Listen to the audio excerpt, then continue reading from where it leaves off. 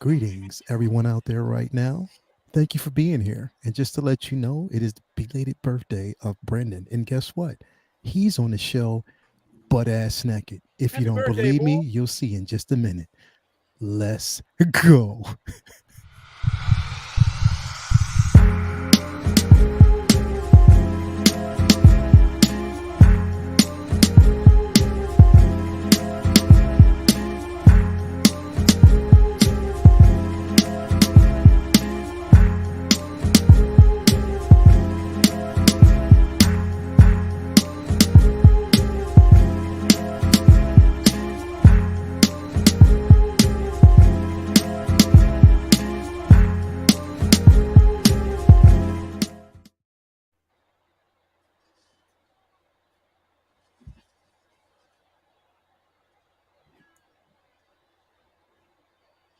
We'll just sit here. Happy birthday, Mr. Happy birthday, motherfucker. Happy belated President. birthday, motherfucker. Happy Oops, we can't birthday cuss it at first. to you. Happy birthday, guy. Happy birthday, man. How are you, dude? Happy birthday, man. Happy belated birthday to Oh, he's Brendan, finally Mr. Butt legal. Naked, Appreciate man. He's finally legal, man. Happy birthday, man. I Happy don't know what belated that. birthday, man. I Happy don't know what that belated voice birthday, is, but okay. dude. Happy belated birthday, dude. Is he turning red? Belated birthday, man. This Happy- weird. Lael's trying to be white, and it's weird. Yes, man. Happy birthday, dude. I just wanted to say happy birthday to you, man. That's why I have you singled out here, man. Happy birthday, dude. Good You one, weird man. motherfucker. Brewski's enjoyed on your me, birthday. dude. We enjoying your birthday, bro. Enjoying Happy your birthday, man. I did enjoy it. You did, man? Very much. I did. What did That you do, motherfucker pulled a dude? nerve. You pulled a nerve, dude. I did pinch a nerve in my shoulder, so that's been a little bit unfortunate, but Trying to get them extra cheeks. You took it literally, man. I didn't say you have to be butt naked all the time, dude. it's the only way to be. Come on, man. Happy birthday, man. Oh, shit. Dude. Gnarly. Dude. Did you say gnarly? I'm from fucking California, They dude. look I'm in like Boston. Ninja Turtles. They must say Cowabunga next. Yes, Cowabunga. dude. Blazing Asian, man. I just wanted to say happy birthday to my guy, man. Birthday, dude. Lael's been listening to too much Avril Lavigne. Man, Avril man. Lavigne. Happy I birthday, got my way dude. down. Happy birthday, man. Peace and love to ones and scale, man. Fam, man. This is weird shit. Bruh. I don't know. I don't know. Some We on a weird weird fucking one shit. tonight, boy. It's gonna be a weird one tonight. We're gonna have some fun.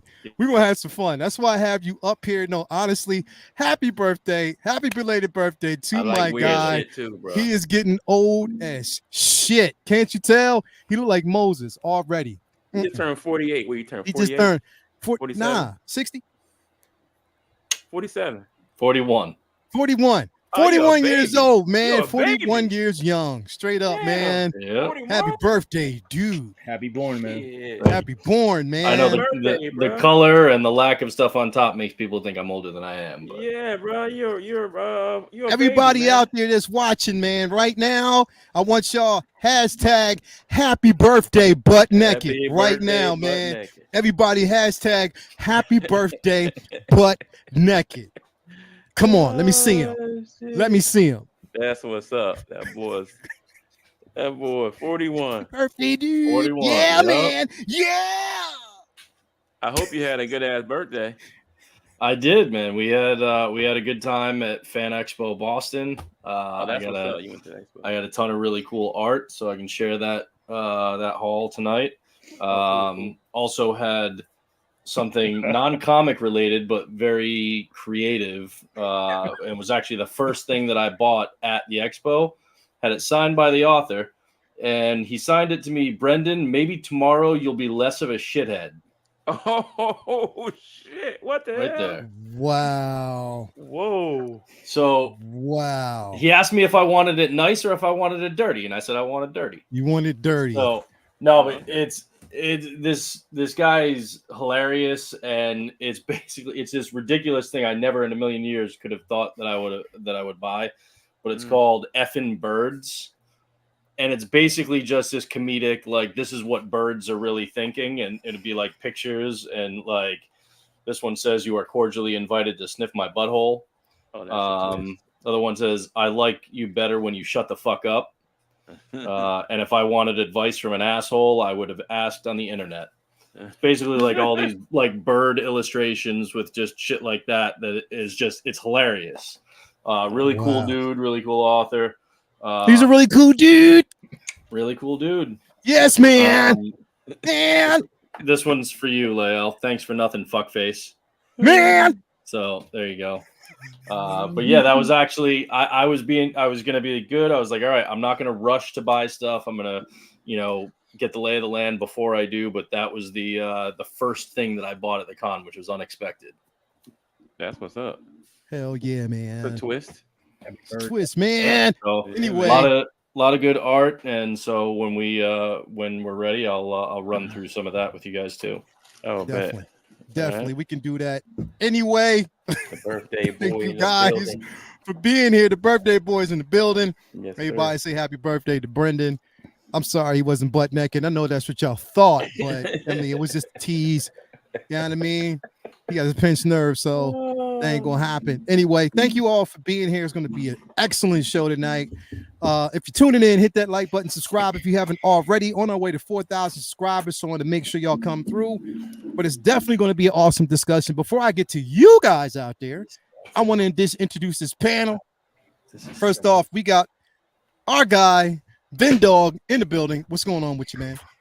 Chilling. Good to be here. Glad to be here. It's been had a fun weekend. I was actually off this weekend. Is very rare. I actually work Saturday. That's how much I work. Having a day and a half counts as a weekend off.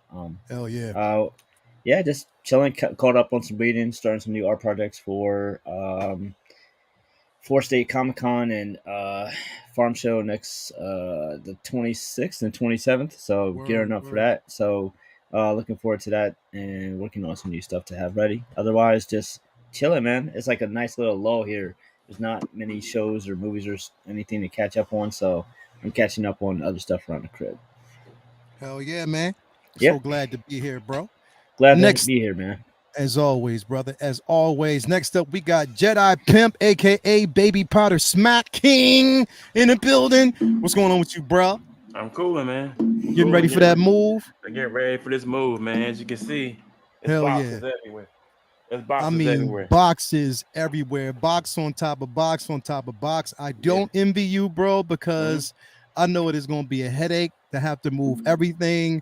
It's going to take you like a few days to move that, like a few weeks, like maybe a week. Nah. We'll get it done in a day. But like, I'm gonna have all the furniture to be on before this will be on. This going on last. Got you. Yeah. Well, we're just getting it done, man. Getting this move on. That's it, bro. Hell yeah, getting that move on, man. Can't wait.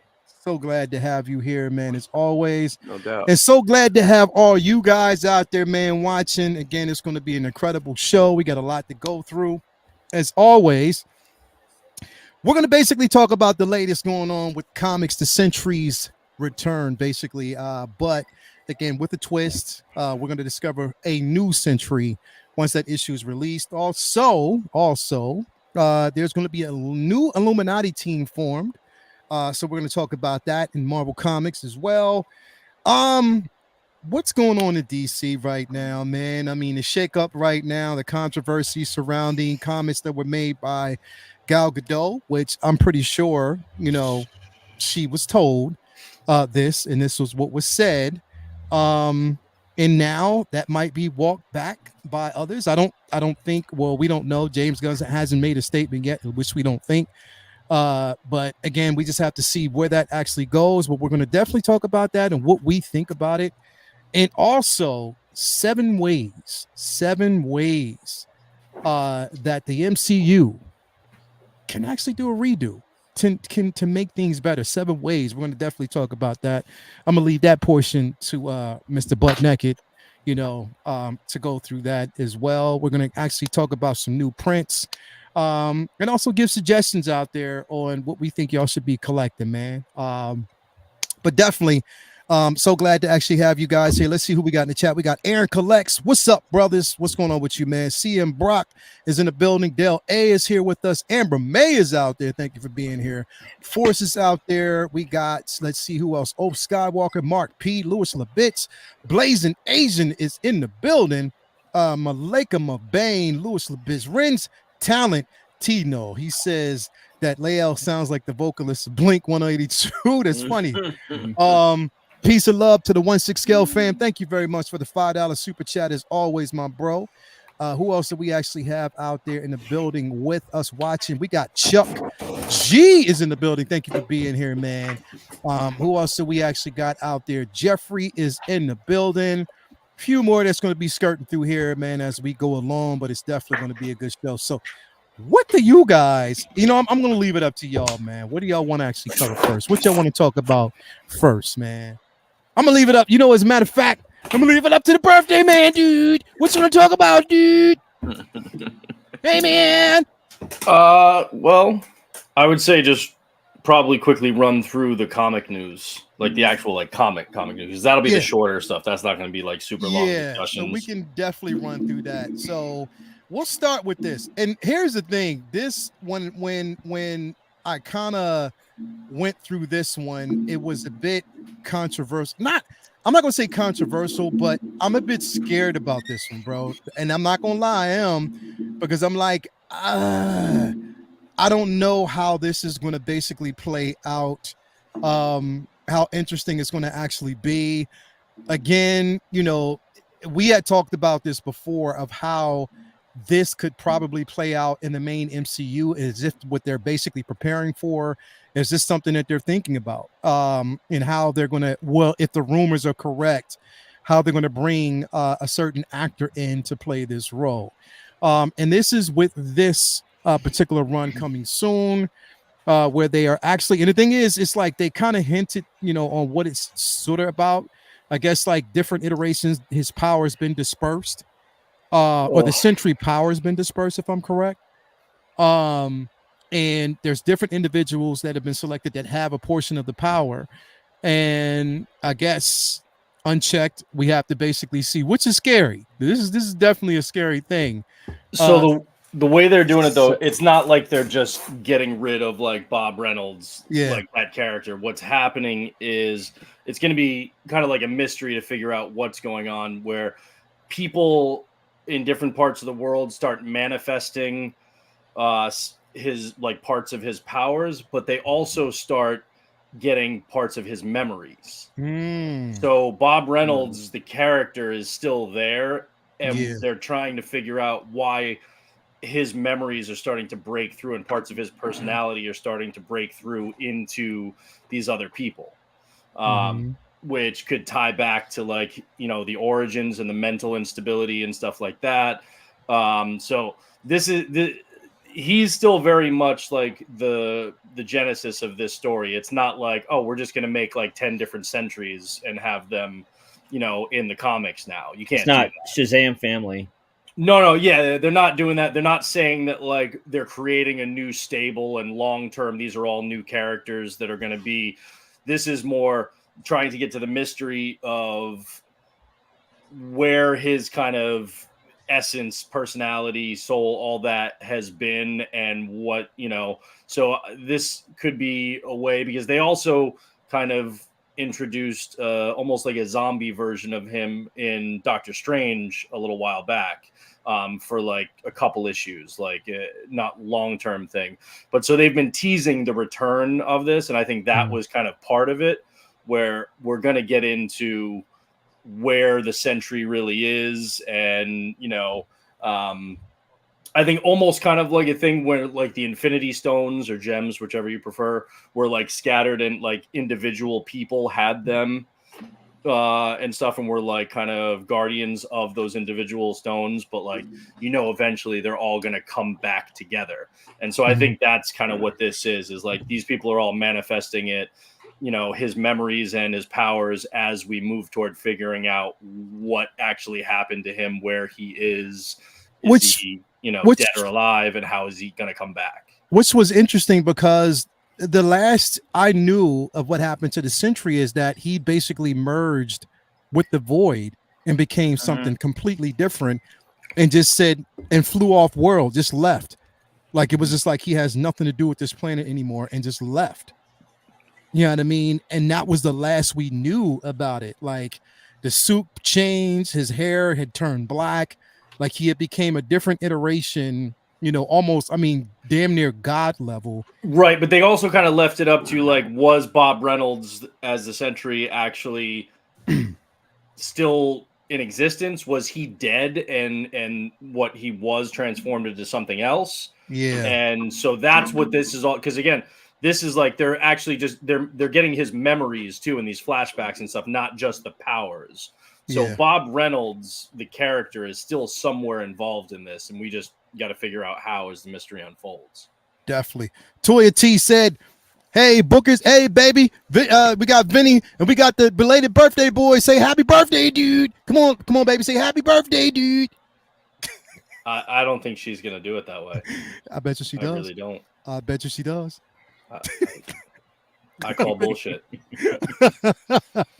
Vinny, what do you think about this, man? Is this something that's interesting to you, bro? It seems very interesting, to be honest. I like it. It's been a minute since I've been up to speed on Sentry, and I wasn't reading when they had him go off world and do the void. So I just like read about that, but I didn't read the actual books. But Yeah. Sentry's always been such a anomaly of a character, and one of the interesting things about him to me is it seems like there's he's one of the few of all the Superman compared characters. What's similar to Superman in Sentry's respect is I feel like the writers are real loosey goosey with what they can do with him, whereas a lot of the Superman clones, if you want to call them, are just like they have his strength and powers and whatever. But one of the things that makes Superman is the writers have are infamously on record as saying whatever he needs to be, we figured out a way to make him be that. And his powers and his stories have always been just so all over the freaking place. Like whatever they need it to be, whether it's punching, time out of the universe or, whatever craziness they want to come up with. And I think that Sentry has a lot of that too, whereas they are very open to interpretation, his limits of his power. They just kind of make shit up, which is someone that powerful, that's what you can kind of get away with. So Yeah. I feel like what this might be is like an overload where the powers maybe it's kind of like I don't know, like maybe it was too much for him mentally to contain, so he just dispersed it to like relieve some of the power and just here I'm gonna disperse some of this trauma throughout these other people, and then when I'm ready to take it back on, I'll take it back on. So that might be it. Just kind of like a like how we seen with Moon Knight, how the trauma was too much, so he made separate personalities so that way he could deal. Yeah. So this might be like, instead of separate personalities, he like literally gave them to, like, you deal with this fucking shit while I heal. Maybe, I don't know. Yeah. But that might be where they're going with it. I like the I like the originality of it. I've never seen this before. Yeah, definitely is going to be dope. Jason, what are your thoughts on it, man? Like, I mean, here's the thing, because, and Vinny, you bring up a very interesting point, is we know that there's a few Superman-esque characters floating around in the MCU. When we talk about Hyperion, King Hyperion, you know what I mean? Which, when you think about Hyperion's power and his power set, closely related, almost same story arc, but it's like that particular character is definitely a, cannot trust him, cannot not trust him type of character. He blew his planet up. Hyperion. Exactly. You know what I mean? Something, it's completely off topic there when it, it's, again, it's utilizing the character. How do they utilize it? How do they make it make sense? And I feel as though with the Sentry, again, it was good to see that we had a character that was so unorthodox to the point where he was, it was the unexpected type of situation with this character where you didn't know what he was going to do next. But a character that definitely could do more. And I would want to see them hone down the trauma and make him more of someone that's useful. You know what I mean? That can be useful, that makes more of a difference, because I think they need that main staple. But I think that that's what makes him interesting. That's what makes him interesting, because that he's because here's what they always do though, with everybody else. They always say, "Oh, here's how we make them more interesting, easier to write. We nerf him. We make his power less powerful, so that way he's more relatable." Well, that's but how no, like the what they do with Sentry is we're not changing how powerful he is. He's always going to be this godlike power. But what makes him interesting and easier to make interesting stories for is that there's no control. So I like that aspect, as opposed to, let's make it easier to write him because we nerf his powers, because it's like, okay, here's that's the trope, right? You have a weakness like a kryptonite, or you have or nerf. You have something that just brings the power level down, so that way you can plug him into a story where he just doesn't just win instantly. But I think one of the major things though with that is the simple fact that it's interesting, but how? Because you're going to have to explain, because people who've read the books will know this. You're going to have to explain. Okay, we know that there was a separation, but also they combined both characters. The Void, he understood the Void, and in that book, it was basically saying the Void has always been him. It has always been a part of him, and they merged the characters. He flew. Now you're going to have to make us understand, because the thing is, you can't bring that Void back the same way. You would have to make. Also could be what, Void purging Bob out. I don't know. Well, put it this way: it could be, but at that point, the way we saw it, Bob was already phased out. Yeah, it was a totally brand new individual. Maybe this is where he went. So we just have to basically this could be Bob Reynolds trying to force his way back. It could be. It could be. But is it also what Vinny was talking about too, like how the writers try to adapt to make the character powers fit with certain situations. Yeah. You know what I'm saying? Maybe they're just trying to. Well, maybe, but you got to remember. So the thing is, they don't have to do that with Sentry right now in the comics, right? Of course, it's not so. But and Lael and I had talked about this too. It's like, well, the rumors were that Steven Yeun would be Sentry in the MCU. I almost wonder if it's gonna. And again, a lot of times we see them do something in the books, setting up how they're going to potentially twist something and portray in the movies. Yeah, true. But maybe Steven Yeun's character. Maybe it's Bob Reynolds, maybe it's not, and maybe his character is almost like a Donald Blake to Thor, or maybe it's like it could be like a Donald Blake to Thor kind of situation where he doesn't have the powers, he starts manifesting Sentry's powers, and that's how they kind of introduce that spin on the character. Because the thing is, Sentry is awesome, but he's not iconic, and Bob Reynolds are not iconic like Clark Kent and Superman. No. Yeah. So if they do the core of the character right, then I don't think people are necessarily going to be too hung up on, if his name isn't Bob Reynolds, or if he doesn't look like the Patrick Swayze long blonde hair kind of deal. As long as they get the core of the character right. And this might be a way for them to kind of bring him back to, the forefront in comics, and do something important with it. I don't know how long it's going to go, but I would imagine it's going to have, at least some legs in comics for a little while, because remember, all the movies are pushed back. So it's not like they're doing this and then 6 months later Thunderbolts comes out. It's going to be a while before we see that movie, if that's where he does in fact come into the MCU. But yeah, I think that this is a way for them to kind of maybe bring him back into the comics and also, try a soft rollout of how they might bring the character in when it comes to the MCU. So we'll see. Mm-hmm. I mean, I just like the fact that the character is going to be back. You never know if it's going to be good or bad until they do it, but you're never going to get the good if they don't at least do it. So I'm hopeful that that's the way it goes. Yeah, definitely. And plus, like I said, I mean, it again, we know how it works, especially when a character is about to actually see his introduction in the MCU. They want to make the character interesting. So a new offshoot, a new story, bringing it in, definitely is, their way. And they could adapt it in a way that it fits the narrative that the MCU is going to follow. So I don't know. It's just one of those things. Again, like a Sentry squad like this, I hope not. Yeah, well, no. Not. I don't think this is going to this whole Sentry run right now. Yeah. There's not going to be a squad. It's just a fraction of his powers have been separated between these individuals. Yeah, I think it's by the end of it.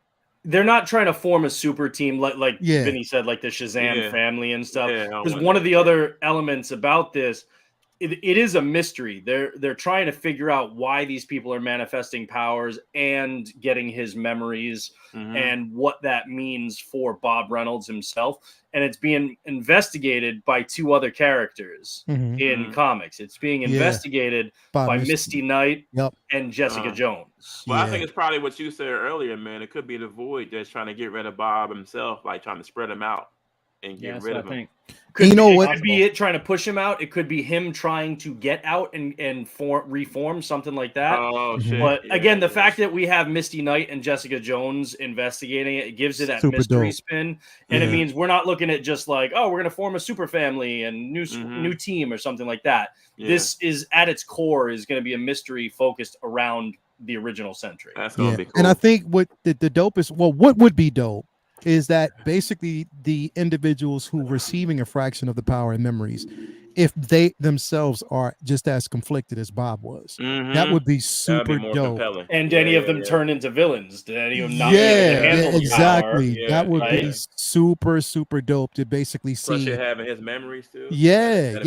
Like this kind of dealing with. What if this is the result of the struggle between Bob Reynolds, Sentry, and the Void, trying to split apart, and maybe some of these people are getting Bob Reynolds' powers and memories. Maybe some of them are leaning toward the Void and we're going to see this kind of cataclysmic thing with them all coming to a head. So right. I mean, I like all of these possibilities. We'll see what it actually turns out to be. That'd be cool. But I think it's a cool idea. I think it's something that isn't just your typical crossover or character comes back after being gone a while. It's something new, and so I like the fact that they're trying something creative. Yeah, definitely. So definitely going to be dope. Cannot wait to see this run. Again, just look out for it. We had a question in here earlier I wanted to kind of answer real quick. We had Louis, my guy, Louis Lebitz. Thank you for being in the building. He said, Joe, quick question. And how's it? I know it's off topic, but what the Hellfire Gala 2023 you and R&B talked about was one shot or collected? It's not a one shot. So what it is basically is that's not off topic, by the way. That's fucking comics, man. That's all we're here for. Hell yeah. So the Hellfire Gala, it's what every year, but this one basically set up what is called now the Fall of X. So the Fall of X is being spread out through different titles, different events and stuff like that. There's a main title run, like there's a main Fall of X run, but you're getting an offshoot with Bishop and Cable. You're getting an offshoot also with Iron Man, Superior Iron Man. And that's an interesting book because now he stands that he could possibly be the Black King. Coming up. Yeah. But you got to understand how it's happening because him and Emma Frost it gets a little confusing, but basically this Hellfire every year, like Lael said, there's a Hellfire Gala where it's basically this is going to kind of set the course for this year of mutant books and stuff like that. In years past it hasn't been the best. It's been overhyped and not really, this one was epic. This one was really good. Hell yeah. And it's set up, and I can't. Oh God, if you haven't read, I mean, if you're up to date, you at the Hellfire Gala, if you haven't read X-Men 25, this most recent issue with Shadowcat, oh my God, that book was epic. Amazing. Kitty / Kate Pride, whatever you want to call her, but she's back in full force as Shadowcat, hell yeah. Fucking people up, and it was. I mean, 25. like you said, this. I've been struggling with the Krakoan era for a while. I don't know the last books that I've enjoyed as much as that Hellfire Gala, and then this X-Men book that just came out, 25. It was amazing, oversized. It was phenomenal. But the long and short of it is, you have Tony Stark has been dealing with stuff on his end in his book, and he basically no longer owns Stark Industries, and somebody else does, and they started working with the anti-mutant organization called Orcus, and they used Iron Man Stark tech to create new Sentinels. Yep. Which are very difficult to deal with. And so now Iron Man, they've been teasing, they haven't actually done anything in the books yet, but they've been teasing a wedding between Emma Frost and Tony Stark, and he basically becomes like the Black King, like taking over on where they have all the seasons and stuff on the council. But basically, the Hellfire Gala kicked off the Fall of X, which is basically we're just fucking everybody up. I can't see because the cover. I mean if that's got Shadowcat on the top and the guy in like the red suit.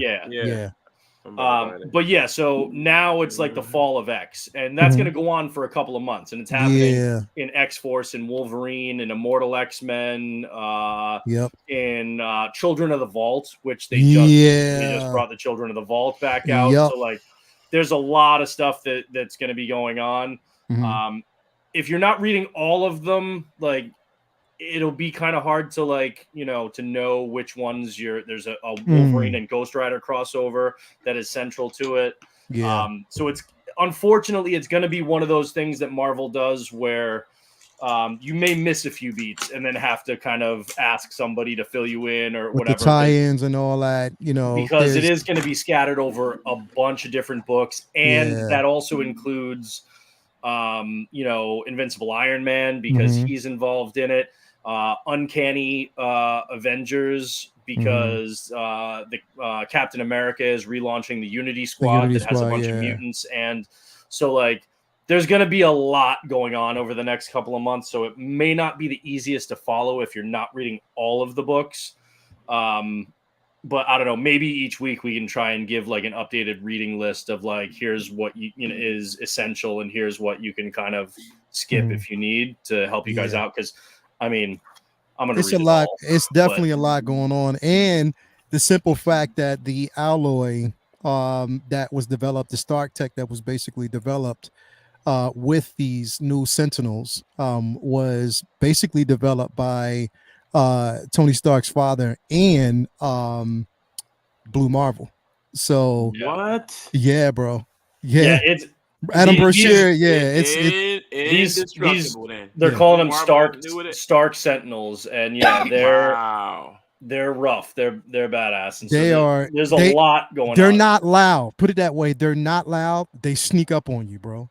What? That's the thing, is these things are huge and they sneak up on you. You won't see them coming. They've got different versions of them too. Like they have War Machine Sentinels too, and then like Stark Sentinels that basically look like a massive Iron Man, but then they've got these other stealth ones.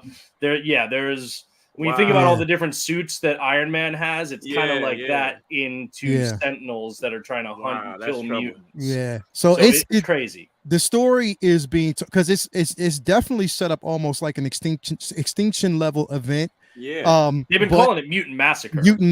But it's also a realization that Bishop's the prophecy and everything that he knows, it was modified based on this event, and he's starting to see now. Like, so it's interesting because that hatred between him and Cable, now they're basically stuck together, and they're you're seeing like those personalities, and it's well written. I just hope My biggest thing about it is, and again, I just want to kind of wait and see, but I just hope it's a payoff. I hope that it's a really, really decent payoff, and it doesn't. Yeah, that's the thing. You never know. You never know. So it's definitely something that you want to leave. You know, you want to hope.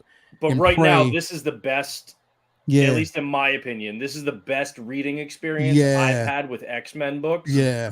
In the last 5 years. In a while. This came out. This came out last week. Nah, this has been out for like the last couple of weeks. Hellfire Gala was in July. Yeah. And then X-Men 25 was last week. And this week we also have this week is this past week there's the Wolverine and Ghost Rider crossover, which actually is important to the event. These up tomorrow, so yeah, there's a bunch of it. If you just Google like if you just look up Fall of X reading order, like not all of it is out yet, obviously, but it'll have like an ongoing, up to right now, here's the order. And then it'll at least have the publication order of everything coming, because they have like the checklists at the end of each book, like this is what's coming out this month, next month, you know. It's not going to be the easiest thing to follow if you're not reading all of these books, just because Marvel can kind of make it convoluted like that. But it's just because there are so many X books that there are all these different tie-ins. But like, I just love the fact that they've been teasing it for the last like 2 years, and finally they're doing something with Kate Pryde that is fucking cool and is living up to the potential for her character. Yeah, definitely, man. So there you go, Louis Labitz. That's what you want to know, man. Get out there. Get Louis, this isn't Hickman. Hickman is gone. This is the X-Men main book. I'm not sure who wrote I'd have to look back and see who wrote the Hellfire Gala one shot, but the X-Men main book is Jerry Duggan, who's doing a really good job. Like Benjamin Percy is doing Wolverine and X-Force, I believe. So they've got good writers. I think they were just tied in for the longest time to a convoluted Krakoan era that was kicked off by Jonathan Hickman. But like I said, I think now that they're like tearing it all down, I'm in. Like, I think it's working now that they're saying we're just destroying everything. Yeah, and because me personally, I want them to get away from the Krakoan era. I want them to burn it all down, and never go back to it, because I literally, bro, I want them to burn it all down. Oh, absolutely. Because the thing is, the only thing about the Krakoan era that there's a lot of it that I didn't really agree with. I loved the attempt in the narrative, but I don't like the simple fact that there are certain characters that you're used to. And again, it's all about us being susceptible to change. But when you change them without, like, it's a drastic change. I'm talking about a drastic change without really delving into why. I think it's now a cleanup to go back in and redo these characters, because I just didn't like, and the whole reincarnation, the whole bringing them back, after death. I didn't like that. Destroy that, with the 5 and all that. Destroy that. Comic deaths already don't mean as much as they should as it is. Adding the power of like the 5 to bring resurrection. The resurrection. Back. No, I'm not with that, bro. Yeah, I'm not like they used it in a cool way with Ms. Marvel. And so like that was like I was cool with that, but for the most part, I haven't liked that technology, and so I was kind of glad that it was like, okay, use it for a cool way with Ms. Marvel, but then let's destroy it and get rid of it. Definitely. Shout out to Luminar. Thank you for being here. Lume in the building. Luminar 843 in the building. Thank you for being here as always. Next up, and thank you for that, Louis Labitz. I hope that worked out for you, bro. But next up, we're gonna talk about this event coming up, and that's this. Where we are, and this is Taste. And here's the thing about this, bro. I think it's good to see that they're going back to giving, and I hope that they continue to do this, because with Adam Brashear, bro, it's like he's there 1 minute, then he's gone, and He's gone. they don't really, yeah, you know what I mean? Like Mhm. they don't really follow up with his story arc. And I think that him being as intelligent and powerful as he is, Mhm. like it made sense to have him on the Illuminati, you know what I mean, as part Yeah. of the Illuminati. It also makes sense to have, you know, one of the most powerful telepaths, considering the simple fact that, I mean, you know, with Charles Xavier, now you replace that with Emma Frost. That makes Mhm. sense, but it depends on how the narrative of this is going to actually go. Again, we just found out about it when, like last week, but Mhm. Yeah, just recently they announced this new series, and so yeah, you've got Mr. Fantastic, Doctor Strange, Marvel's Tony awesome. Stark, Blue Marvel, and Emma Frost. That's like the core of the Illuminati That's Mhm. awesome. for this. And yeah, man, I'm super excited for this one. Yeah. Now let me ask you a question. I say this: is there ever going to be? So I want to put this out there, everybody out there, also in the chat. Is there going to ever be enough of Thanos? No, they're gonna keep writing it. They're gonna write him into the ground, bro. Like, Vinny was like, nah. But you gotta give him breathing room and then bring him back the right way. Like, use him the right way. Cut the man head off. Vinny was like, bro, he met his younger self. And I don't mean that in a bad way. I love him. When Yeah. Thanos is done right, there's Yeah. very few characters that are Yeah. as interesting and compelling as Yeah. fucking Thanos. Yeah. I'm excited every time I see him make a cameo. Every Yeah. time I see he's in a book, he's one of the most interesting, exciting characters in comics for me. He's one of my He favorites. comes back every And time. it's a character that some people, if you don't like him, it's gotta be annoying because you know they go back to that well a lot. So Yeah. if you don't like him, I lot. get it's probably annoying. Yeah. But yeah. if you're a fan, I mean, and they usually do a lot of cool shit with him. Yeah. Yeah. He's got a good batting average, right? Yeah. There aren't I mean- too many bad Thanos. Even when he loses, the story's awesome. Yeah. right. When he Yeah. met his younger self and try to get his younger self to kill I mean, him. there's not like, many so Thanos cool. stories where it wasn't, you know, they didn't have something interesting or cool Yeah, or fun to yeah. do with them. You know, Plus, I mean, remember, you still got his grandfather kicking around. We still haven't Yeah.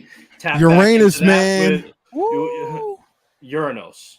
They thought it was Uranus. Uranus. I thought it was Uranus. Uranus is the planet, or No, you know, your butthole. Didn't they call him Uranus? Uranos.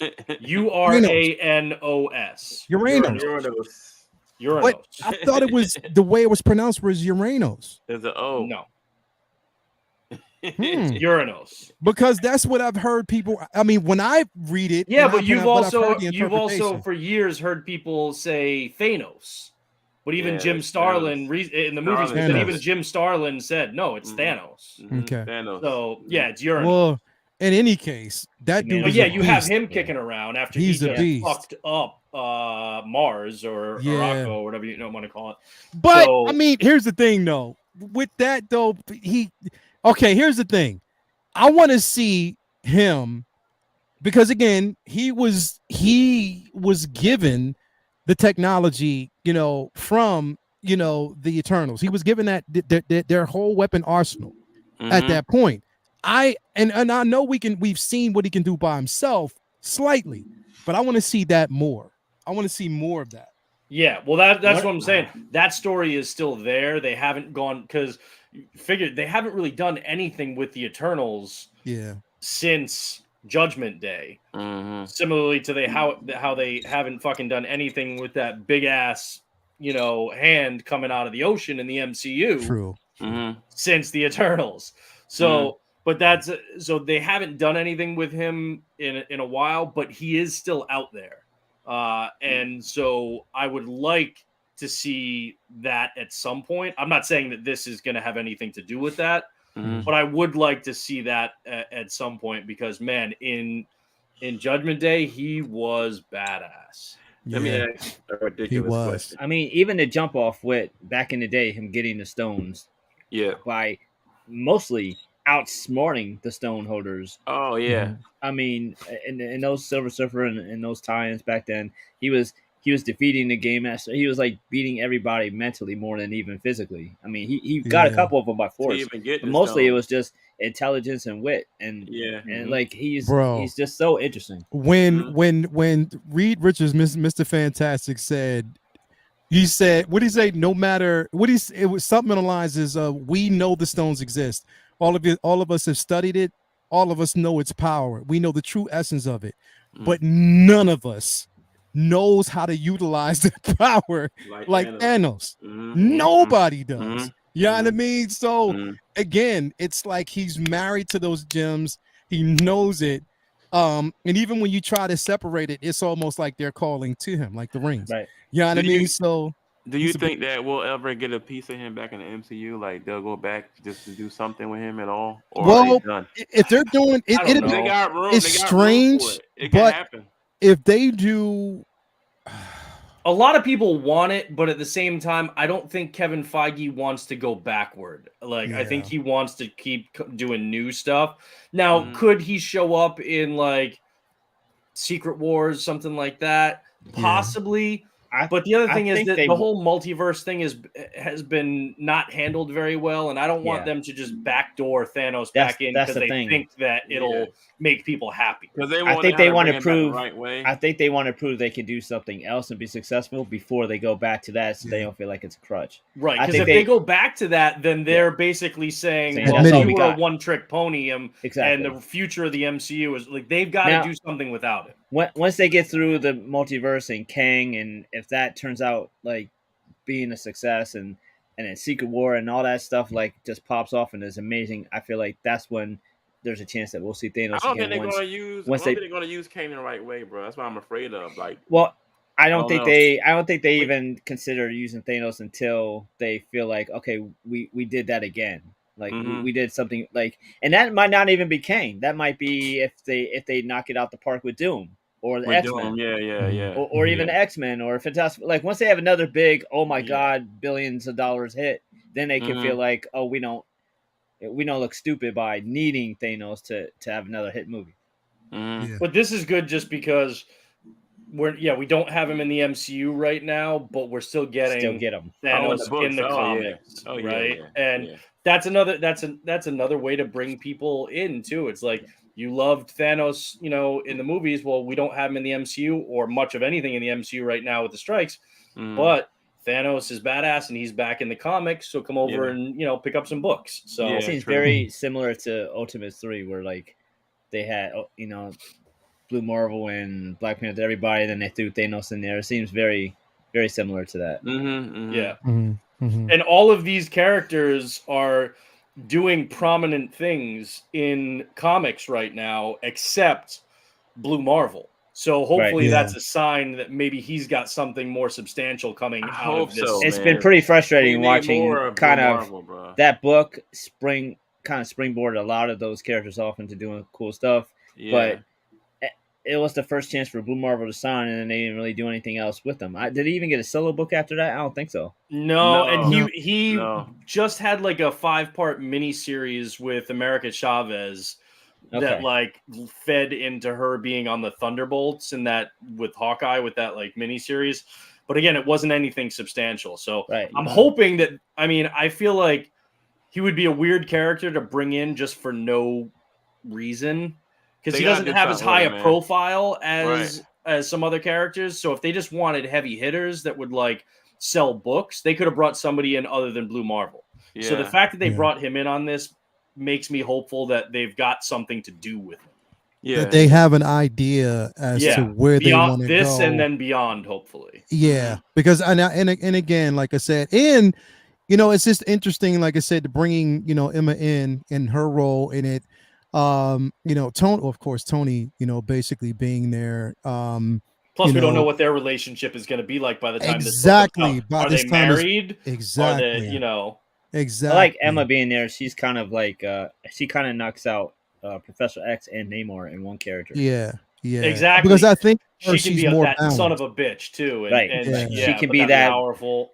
Right. She could be that character who goes where the rest of the team won't. Exactly. And it's good to see that she's getting that level of shine. I want to see where this story goes. I definitely want to see where it goes, what they do with it. Yeah, it's going to be But incredible. Max Method. Emma makes up for two characters, like you said. That's pretty dope. Namor and Xavier in one person is pretty cool. Yeah. Power set wise. Maximum effort. So your question. So for digital, there's Marvel Unlimited is okay, but you've got to wait. They put new books up like 6 months after their street date, so you're behind. But Comixology Unlimited is good. So there's the Comixology one that's like that Amazon bought. But I have I do some digital stuff on that, but they also have $5 a month unlimited, where like you still have to buy like new stuff, but like some stuff that's been out for like a month or two, whatever, a lot of or back issues and stuff will be, you can borrow. So like you don't have to pay for it. So you can go through their library and there's tons of stuff that's free to kind of catch up on arcs and stuff like that. And then there's the DC side is they have DC Infinite Ultra, which is like $100 or $120 for the year. And you get every book that they put out 1 month after its street date. And I do mostly physical, but for the DC Infinite Ultra, I paid the $120 for the year because there are books that I'm not sure if I'm going to be into, that I can just wait a month and see what and get that basically for free included in my, my subscription. That's been really good for the Night Terrors event they've got going on now, because there's like 100 some odd books in that thing. So I basically get physically the ones that I really, really want, like the main Night Terrors book, the Batman one, stuff like that. And then some of the other tie-ins that I wasn't sure about, I read just a month later on their digital platform. So there's no one that's perfect, but you can kind of use a combination of things to offset the costs of, buying everything physically, space constraints, stuff like that. And you can usually get by pretty well. Yeah. So there you go. Basically, with this, again, it's going to be interesting. It's a good time to, especially comics right now, in the state of the MCU. It's good to be a comic, collector and just go back and read some of these things. It's like open opportunity for you to go ahead and do so. So please get to your local. We always say this: get to your local brick and mortar, and definitely you want to actually collect and support. So.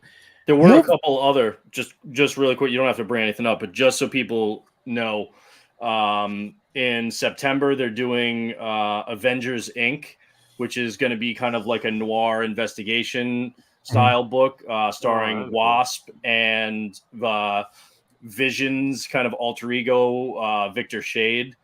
And they put up this kind of video trailer for it on Marvel's, Instagram and YouTube and everything. And it actually looks really, really cool. Really cool art style. So that's in September. So I'm looking forward to that. And then they also announced, I think it's just going to be a one shot, but it's Werewolf by Night. And it's Jack Russell and Elsa Bloodstone kind of going head to head and then teaming up. But it's like all black and white, but then pops of color, like, most of it's black and white, but Elsa Bloodstone is in color or something almost like Sin City style, but like, their own style. So that's coming up November, I think. So right now Marvel is announcing a bunch of like cool miniseries or ongoing. Spider-Woman is actually getting a new ongoing series that's supposed to be pretty kind of gritty and dark, that's spinning out of the upcoming gang war event in Spidey later this year. So they're announcing some really cool stuff that's going to be debuting between September and December of this year. Yeah, it's going to be some crazy stuff happening. So stay tuned, everybody. Be prepared. We're just going to we're going to dive into this. We're going to dive into this because it definitely needs to be talked about. And I know, here's the thing, again,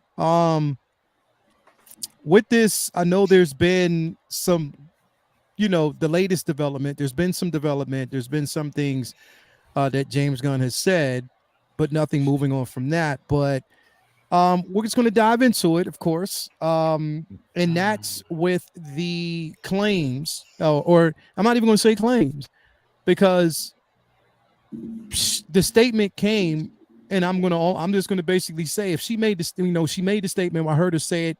Everybody's heard the interview, and if she said it, then that's what was told. You know what I mean? That's you can't dispute that. She was told by James Gunn and Peter Safran that they were going to all three develop a Wonder Woman 3, and it's in development. Now, this is what was told. This is basically the information. And now, mind you, the interview was months ago. They just showed it now.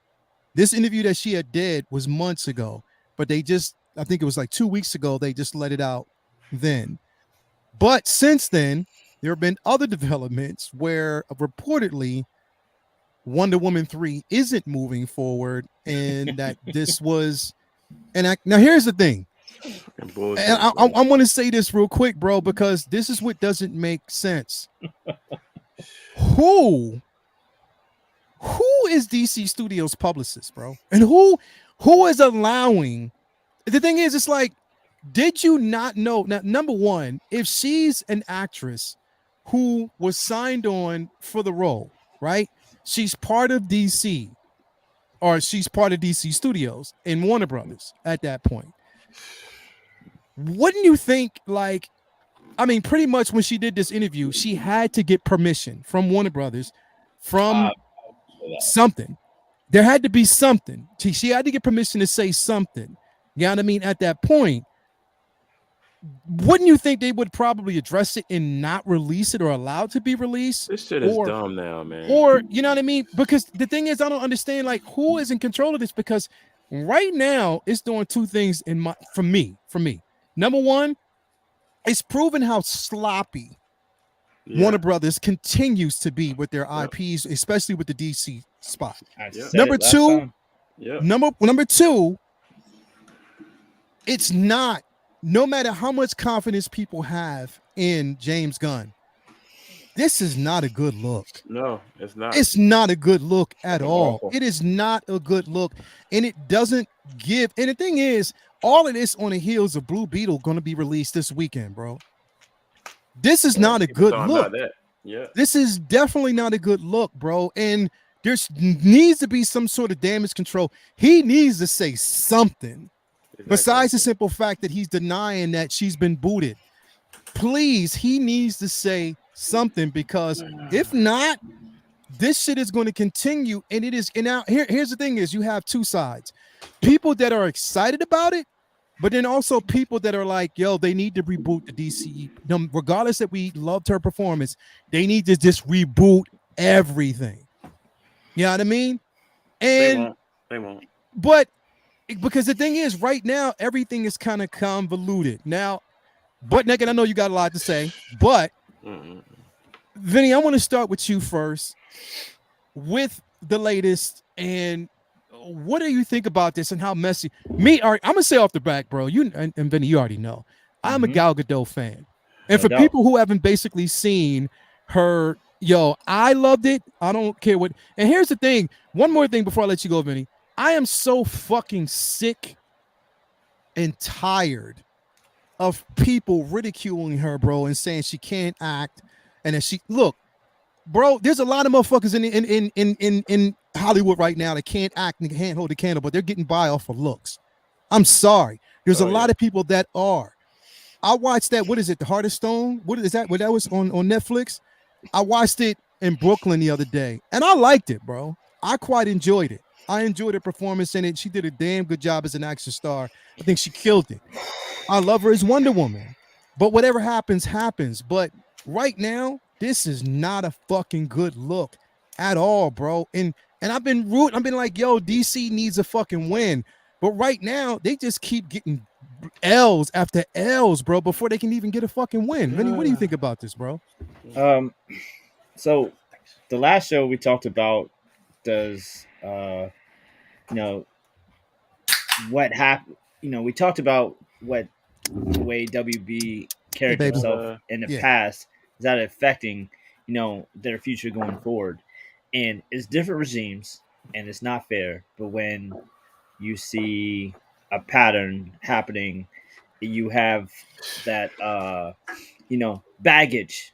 They have a lot of baggage, so it's just like you get cheated on, your next ex, like your next girlfriend is doing some of the same shit right before you got cheated on. It, you see it again, you're like, hold up, red flag. uh their publicist, I don't know where they've been, or if they even have one. It seems like the publicist for DC is just James Gunn's Twitter. Yeah. How that's the case, I don't know. And the fact that we're getting stories from her, stories from them, and it's like there's no official release, there's no official announcement. James responds to like a specific person in a tweet, and that's the fucking like official That's the response, is announcement. him responding. Like, Come on, bro. there's an article and Jason responds to the article in the tweet, and then James Gunn responds to Jason, and then there's your where you have to dig for your official press release from DC over this issue. That's not the way it should be. It is really weird. There are so many films that are wrapped in secrecy for very important reasons, this being one of them. There's a ton of controversy about the way to handle or not to handle soft or full reboot with DC going forward. And the decision with Henry is super polarizing, and Fucking it's sensitive. crazy. So you have to manage it a certain way. And there's a lot of Henry Cavill fans. There's a lot of fans for different members of Snyderverse that people are super confused over what the hell to expect going forward. And he's gone out of his way to, like Leave say a one void. thing and do another a little bit here. Mhm. And it really seems, confusing because, it's a reboot. They want to do new shit. And it almost seems like you just didn't want, certain things, you want to keep others, but you're not saying what you're doing, and mean what you say what you mean, type of thing. Yeah. Yeah. But even if all that stuff is just like you're not quite sure exactly what you want to do yet, all right, then don't tell us shit. Like, don't say what you're gonna do if you're not sure that's what you're gonna do, because a whole chunk of the problem that DC had before is you know, they were throwing shit at the wall, seeing what sticks, and there was never a game plan. And all of us, like every comic book head from for years has said the same thing. Like, it's because Warner Brothers is running their comic studios and they don't really give a shit. They need a studio where that's what they're focused on. And even now that they have that, this is like one of the things that should be avoided by having that implemented in place. Gal's talking about, oh, they're going to do a movie in a way that kind of is rebutted by WB, or kind of rebutted, like that. Oh, that's not really the case. You would think that she would have some kind of clause where she's not allowed to talk about what's going on until they are ready for her to talk about what's going on. That's the way Hollywood works. Why she's just freely talking about something that she's not authorized to? It's almost like she's like pressing their hand. Like, it's not coming fast enough for her, so she's gonna put it out there. They did say that they were gonna give me this, so it's almost like to put pressure on them, which is really weird because they might have, they might still be deciding to keep her or not, and then James Gunn is saying, oh, we love her, and no, we're gonna keep her. And it's like, okay, well, if you're keeping virtually everybody but Henry, then say Stupid. that. Say that we're making a soft reboot for the DCU, and Henry is too big a nerd and keeps questioning us on our source material, and we're tired of Exactly. listening to him correct us about what Exactly. Superman should be. So, like, just like the Witcher people who got pissed off at him bitching about the books, we don't want to hear that no more. We want to do whatever we want to do, so we cut him loose. Instead of saying that he was just too old, because he looks younger, and he looks just as young as Gal. So Right. it's really weird. It's really odd, and it's a mess. And the shitty thing about it is time is not on their side.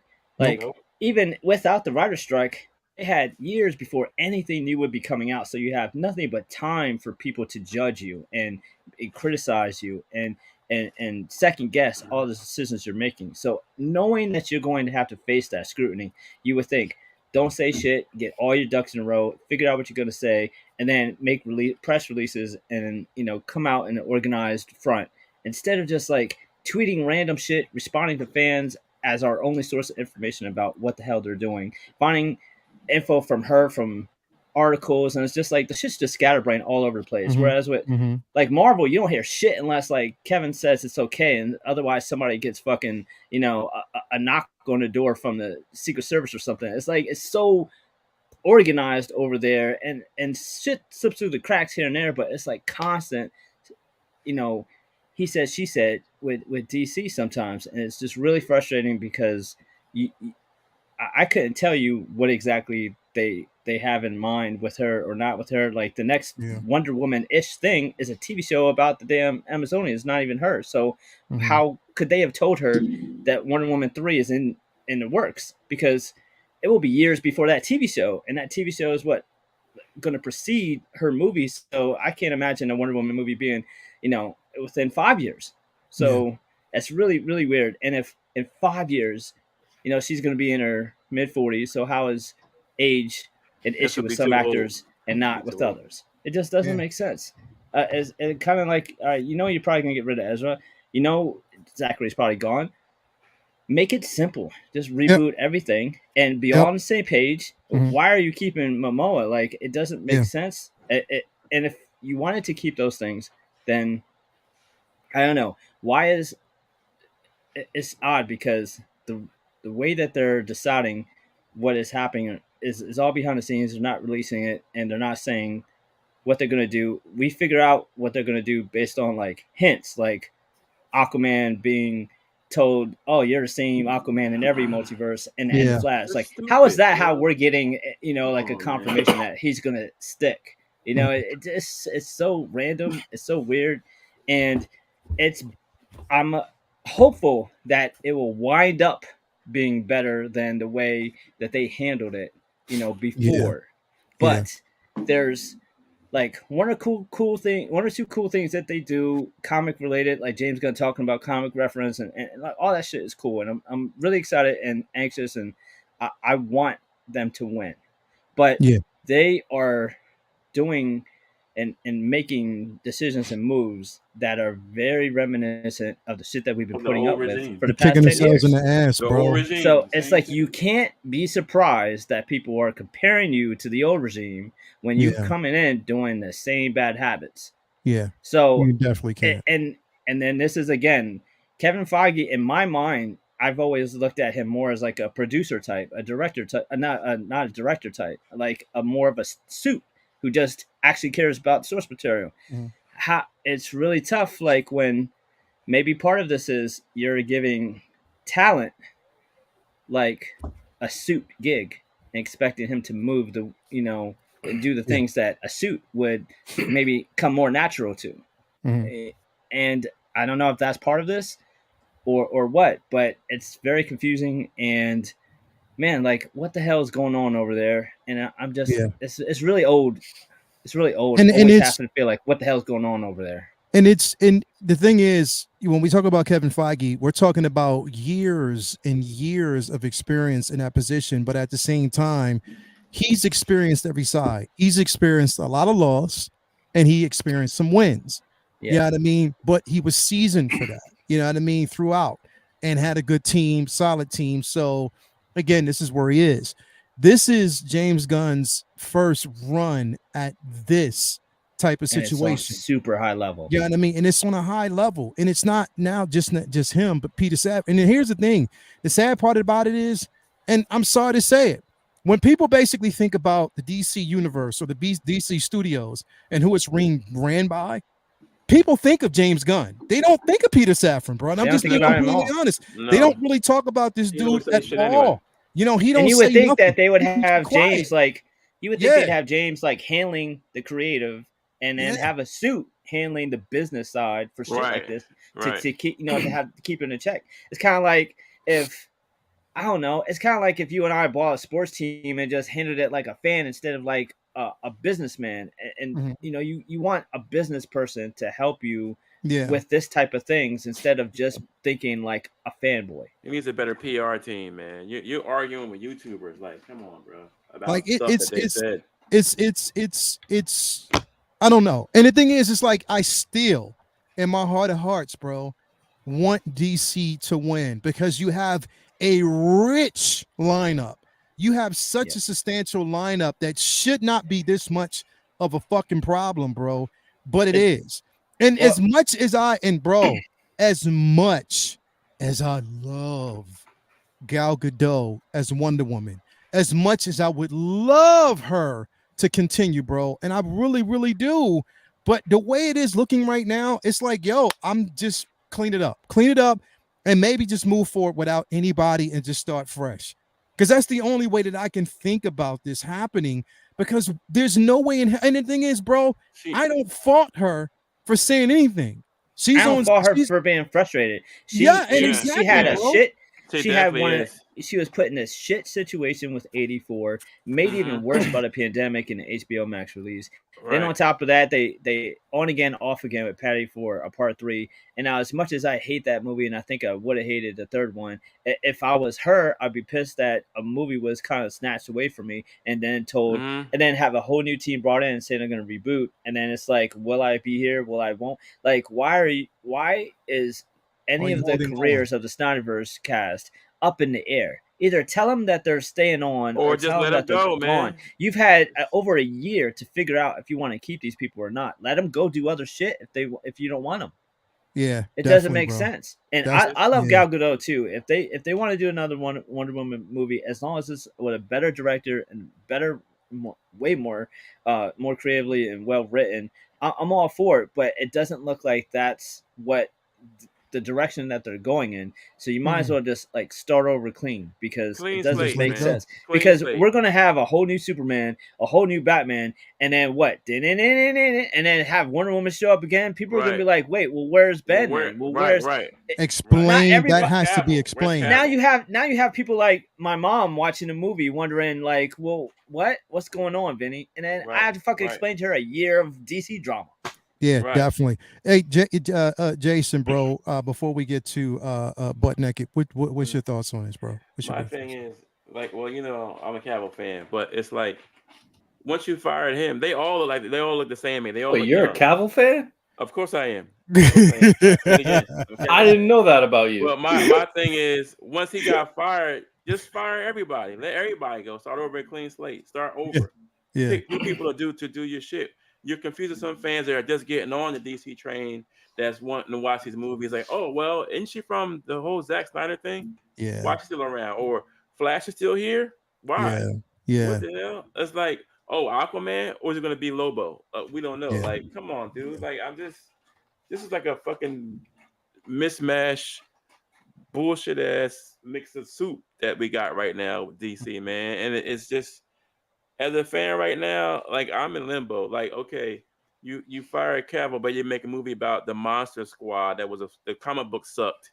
It ain't even gotten that many good sales. You can make a TV show about that. Like, come on, dude. Like, that's a waste of characters that we don't even care about, and you're doing stuff like that. Like, I'm frustrated with the whole thing, bro. I'm frustrated. Yeah. I'm There frustrated. definitely is a level of frustration there, bro. And it's again, when I look at it, bro, it's just not as a good look as I thought it would be. But again, is this going to have to be the conversation now?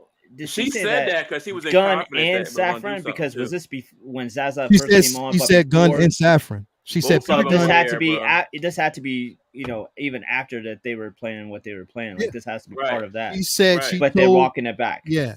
And then now it's being, well, again, nothing's really being said yet, but I don't know. It's just weird. Butt naked, I know you've been waiting in the back and you wanted to have some comments about this. So you have the floor, butt naked. Ladies and gentlemen, butt naked. There he is. The nakedness of butts. The naked of butts. I think the whole thing was blown out of proportion. I think everybody kind of knee-jerk reacted. For one, yeah, these were comments that she made to press like months ago for whatever reason it was sat on.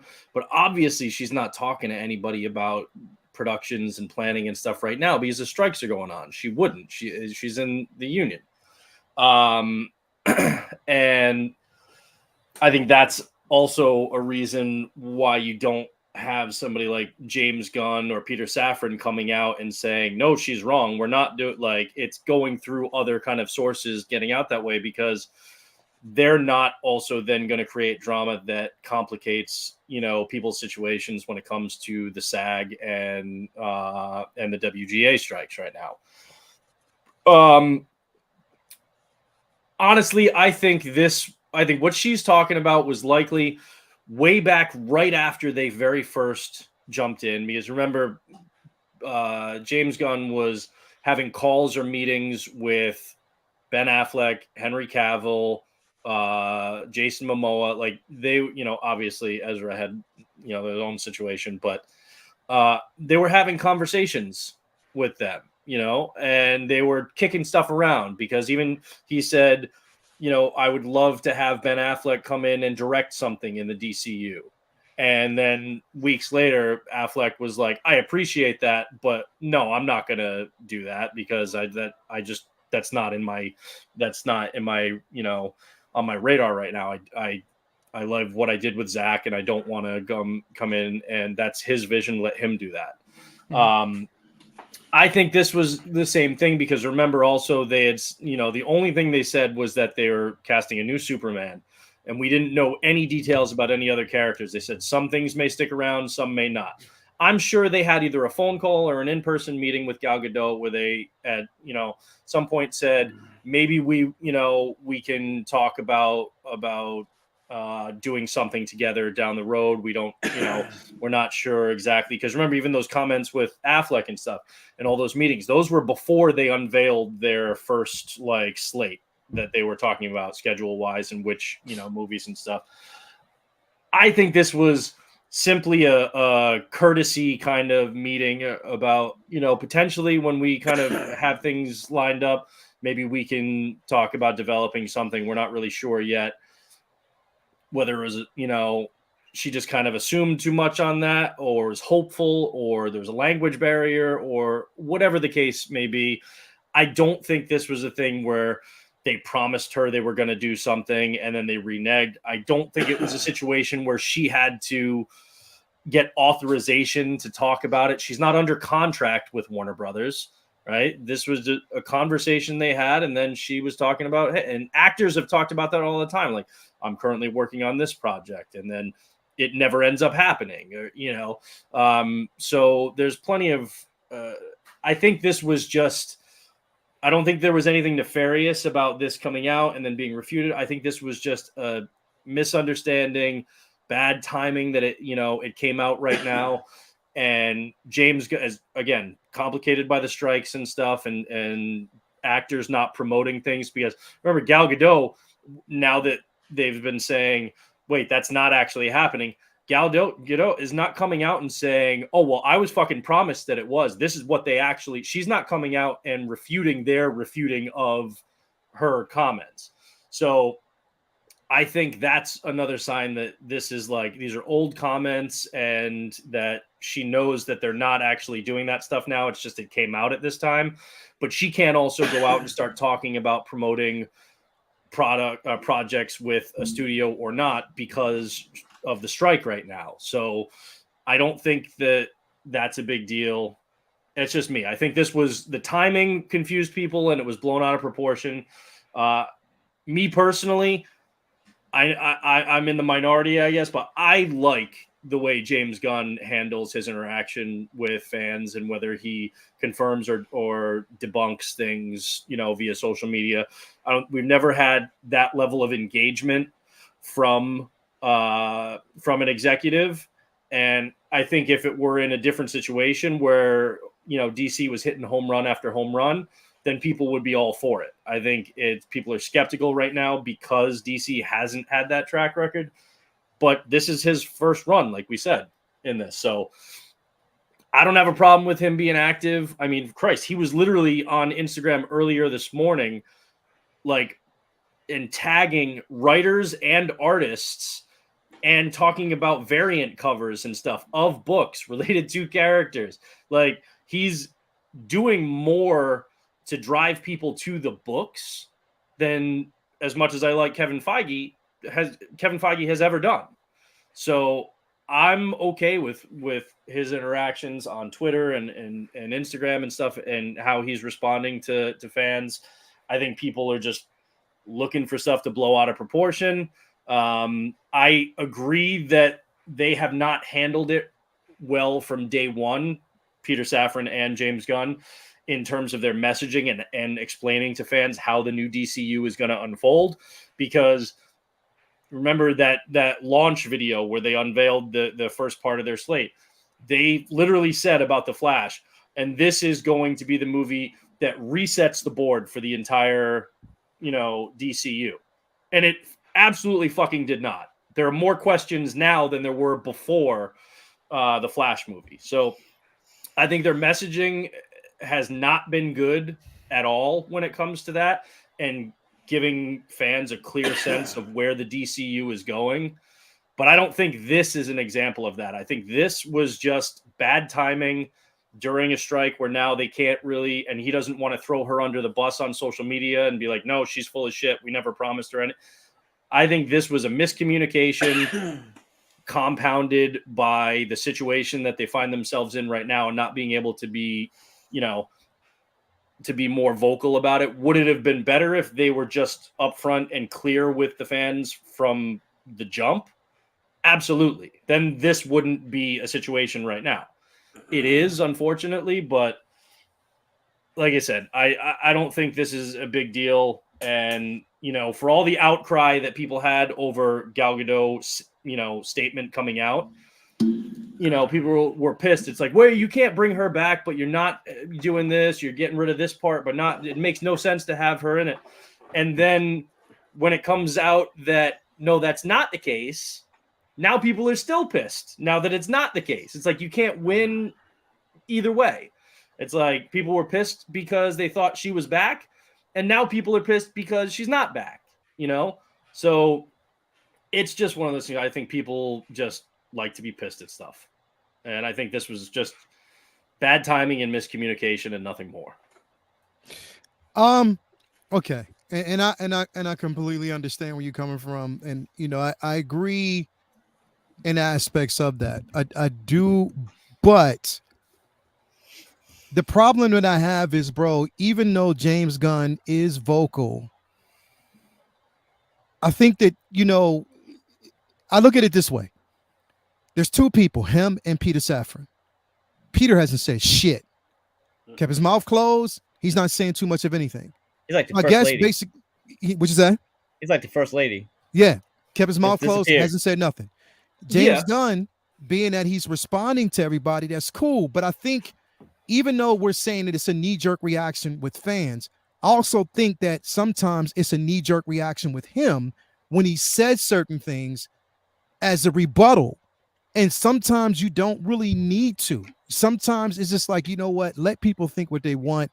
Let me just show you what I'm doing. Because are you talking about in general or in this situation? In general. This situation, he hasn't said it. In general. I think in general sometimes. But with this situation, it's messy. It really, because even if the thing is, right, I am pretty sure, again, regardless if she's under contract with Warner Brothers, they're keeping track of what people are saying about the IP if there's any involvement. So I would think that they're like, okay, cool. She has played a major role in our franchise, so we need to get ahead of the curve. And even with James Gunn and Peter Safran, it's like, okay, listen, based on the results of The Flash, based on the results with Shazam, based on the results that we got with Black Adam, based on anything else right now, all that, we're not in a good space. And if they would have got ahead of that curve before they even allowed her to, or not even, because the thing is, okay, we got to also think, we think that this was like not to know, because she was on a press tour with this new Netflix film when she basically said it. She was around on the pro. So no matter how long ago it was, she still basically said it along the way of this press tour. They could have got ahead of that and said, look, Gal, this is the situation. This is where we are right now. Again, we got to put this on hold. We can't really say too much to put it out there because I'm pretty sure when she said it, James Gunn was probably like, "Oh shit." Yeah, He probably why? He probably didn't was even it? know My until thing it just is, it's came like, out, though. Because but I know, but these statements weren't released until just now. But regardless, could have cleaned that up. They He didn't knew know months ago that she said that. But they knew the current state of DC and where she would fall in that, what space she would, or what role she would play, and where she would fall. So I'm thinking that these discussions would have been made. So even she could have been like, "Hey, we did this interview. Could you edit that out? Edit that out because that's not what's going on right now." But of course, you have media pundits that are going to do what they want to do once it's said. But at the same time, there needs to be better She might control. not even be able to do that, though. Because here's the thing. She's not allowed to. There's more She's focus. not allowed to communicate with media about any projects. She's Oh not yeah, allowed but to. at the same time, she might not be able to go back and say, "Hey, you not put that in." Also, there, even with this whole strike, those even social media pundits, people that are actually under or actually working for YouTube, they're under strict stipulations too as what they can allow and cannot allow, especially during the strike. A lot of them are, and they have to put out those actual statements. So things could have been edited and things could have been controlled before then, but it not wasn't. To mention, why did we have to hear from Gal in the first place with these comments? Exactly. Because when Exactly. they released when they released the rollout in what, February, and they released what movies they were doing, what shows they were doing, they released Brave and Bold. When they made that a big announcement, obviously one of the glaring omissions there was Wonder Woman, because it was just an Amazonian show and no mention of Gal, no mention of none. So you would think at that time you have to realize that people were going to look at, you know, what's missing and say, well, what is going on with that? And you either can say, nah, she's not going to be there because we're doing a whole reboot of everything, or you could say she's going to be there, but we want to set some other stuff up and then bring her in. Or you could just be honest and say, we have not decided if we are going to retain services of Gal Gadot. Simple as that. And they haven't said anything. But look how messy the situation was, even going before that, the whole situation with even Ben Affleck. When basically statements were made that, yes, they want him to direct and this, that, and the third, they had talked to him. Like, and then he comes out, was like, oh, no, fuck that. I'm not doing anything or whatever. He puts out his statement. He's done. It's like literally like these I'm just talking about the conversations. Like you can tell there's some disgruntled ill will feelings with people who were, and we already know this, even with the actors that were involved in the Snyderverse versus this new vision. You can basically tell that there's some disgruntled or whatever, or they just don't really know. And I just think this whole, and here's the thing, we're having this conversation now, right? A lot of this is basically floating around. And again, Blue Beetle comes out this Friday. And that's where the attention should be on that. But we're having this conversation based on what was allowed and what was said at that point. There needs to be some type of damage control. I am actually excited for this movie. I'm really excited for this kid. Like, Cobra Kai is amazing, and he does an amazing job as Miguel in it. And I'm sure I butchered his name, but Zolo is fucking fire. Like, that kid is so charismatic. And He's such an awesome early actor. reviews. I can't wait to fucking watch this movie. Yeah, we should be like, DC should be like, this would be our first championing this and celebrating this, and I don't feel like they're giving it anywhere near the attention. The reason why they're not, though, is because, look, they're not going to put a bunch of marketing dollars into this movie, and the reason why, like, it's had a reasonable marketing. It hasn't been that bad, actually, but they're not going to put in a full-fledged marketing campaign because they're not looking for this movie to be massively successful. What they saw here with this is this was a movie that was developed by the previous heads of Warner, and it turned out better than they thought.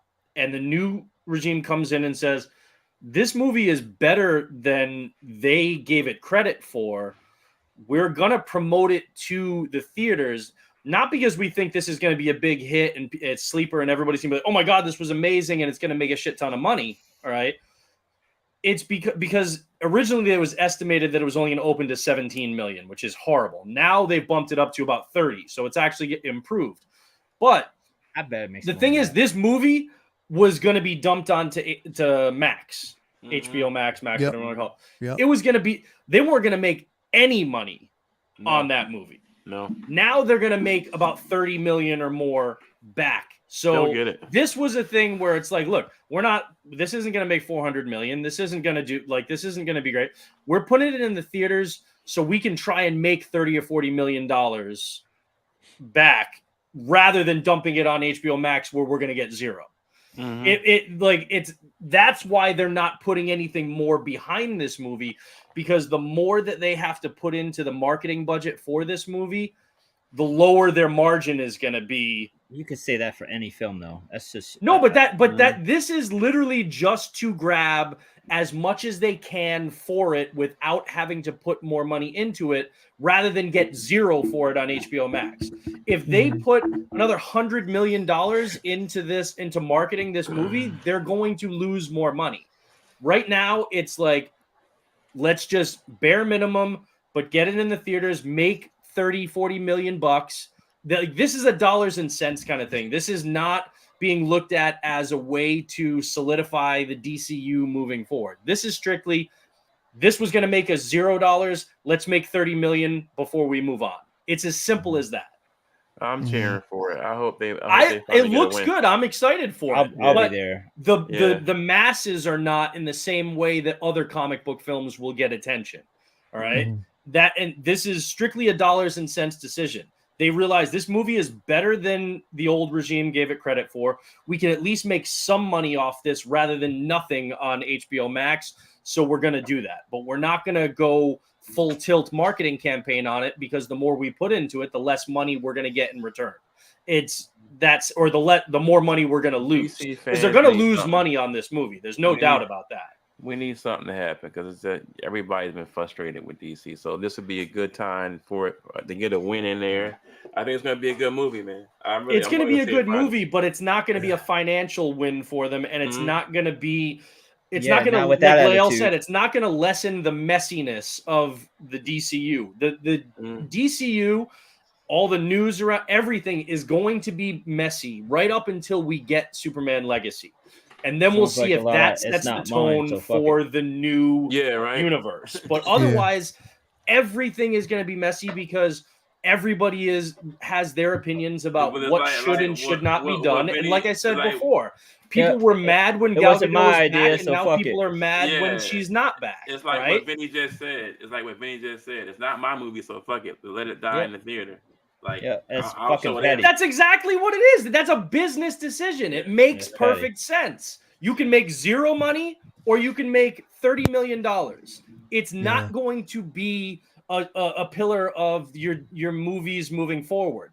Now with that attitude, it with no attitude. It doesn't matter how much they love this movie.